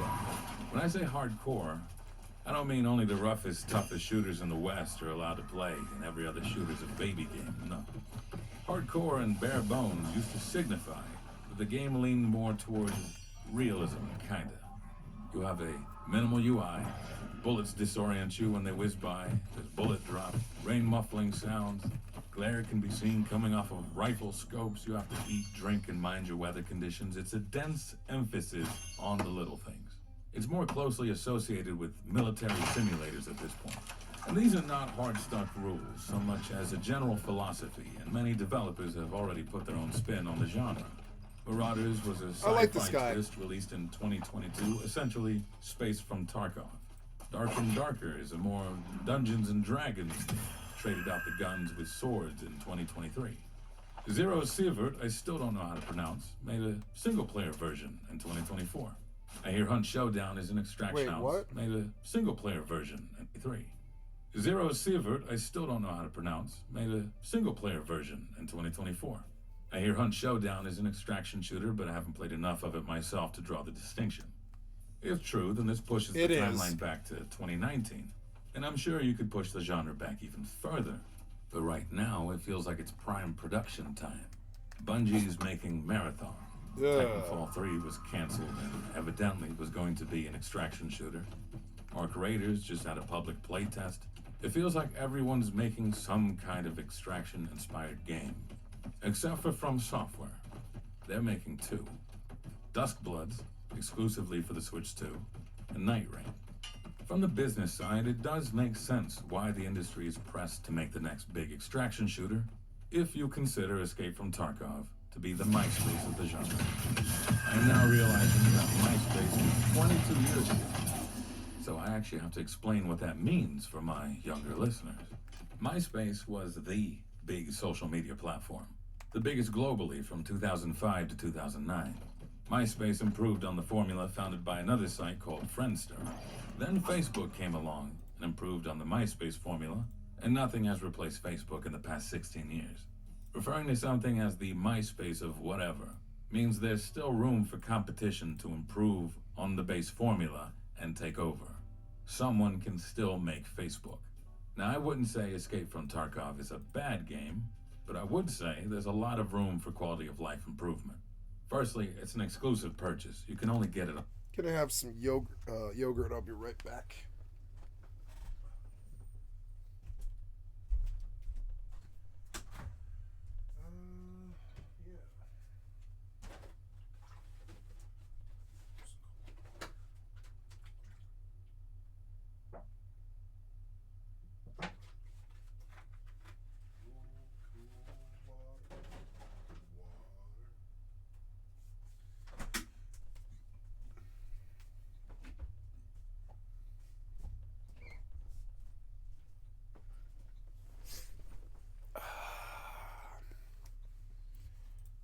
On their website.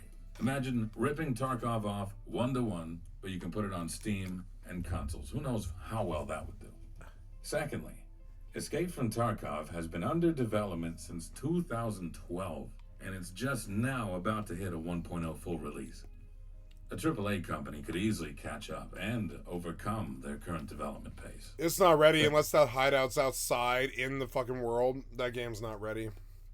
It's not ready for a release at all. Thirdly, and this is probably the biggest reason as to why we see more investors in It's got a whole game. There's a lot of maps that are really, really, really, like, you know, very, very detailed. And it is a full game, but it's not ready for full play.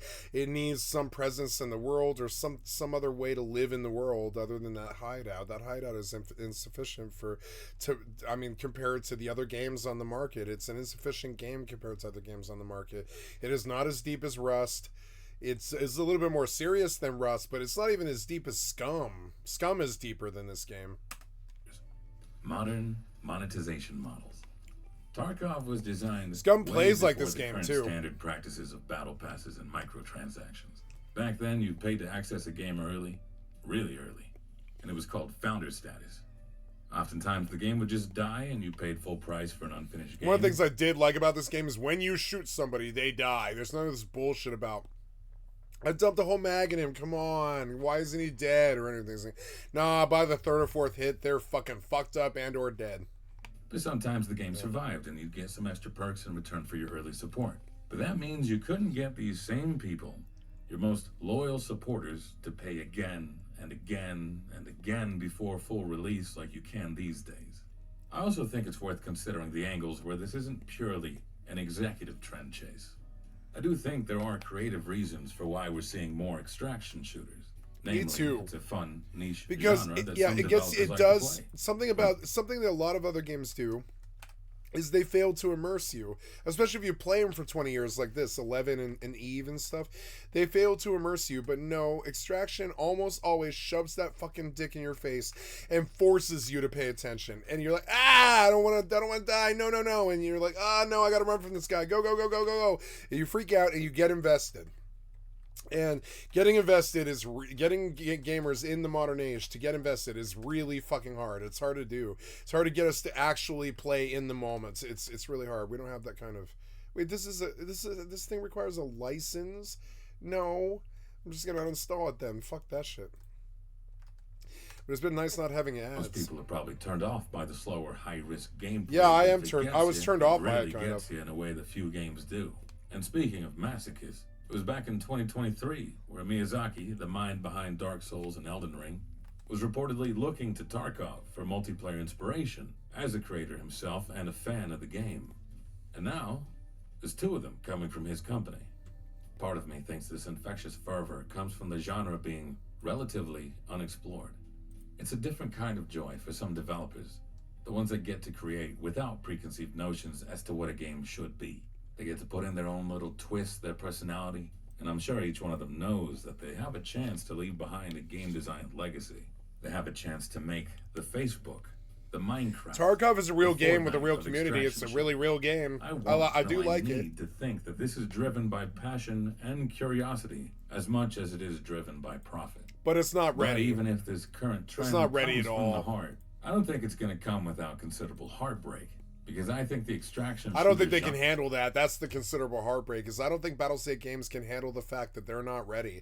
They are not competitive with Rust. They are not competitive with DayZ even, and that's weird because DayZ sucks. It has a bad engine. It's the Arma engine. It's terrible. It's a bad fork. It's not a good. DayZ's a really good game, and I wish they would add it to the UE5 engine and make it a good game. But that game does not play well. It's got a clunky, shitty engine. And like, I don't know, so like, when you compare them to all the other games on the market, even 7 Days to Die, you begin to realize that no, Tarkov was kind of a shell of a game. It's got like 6 maps, 7, maybe 8, something. And that's a lot for a game like that. But I mean, it's also like a shell of a game. There's nothing else to do but go in there to the map that you always go to and always get the same sort of action at and the same choke points. And it's like, it's missing something.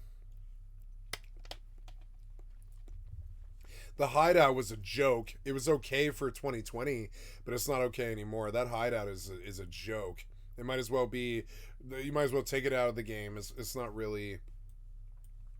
I mean, I'm sure some of those guys like it because they're used to it and they think it's cool.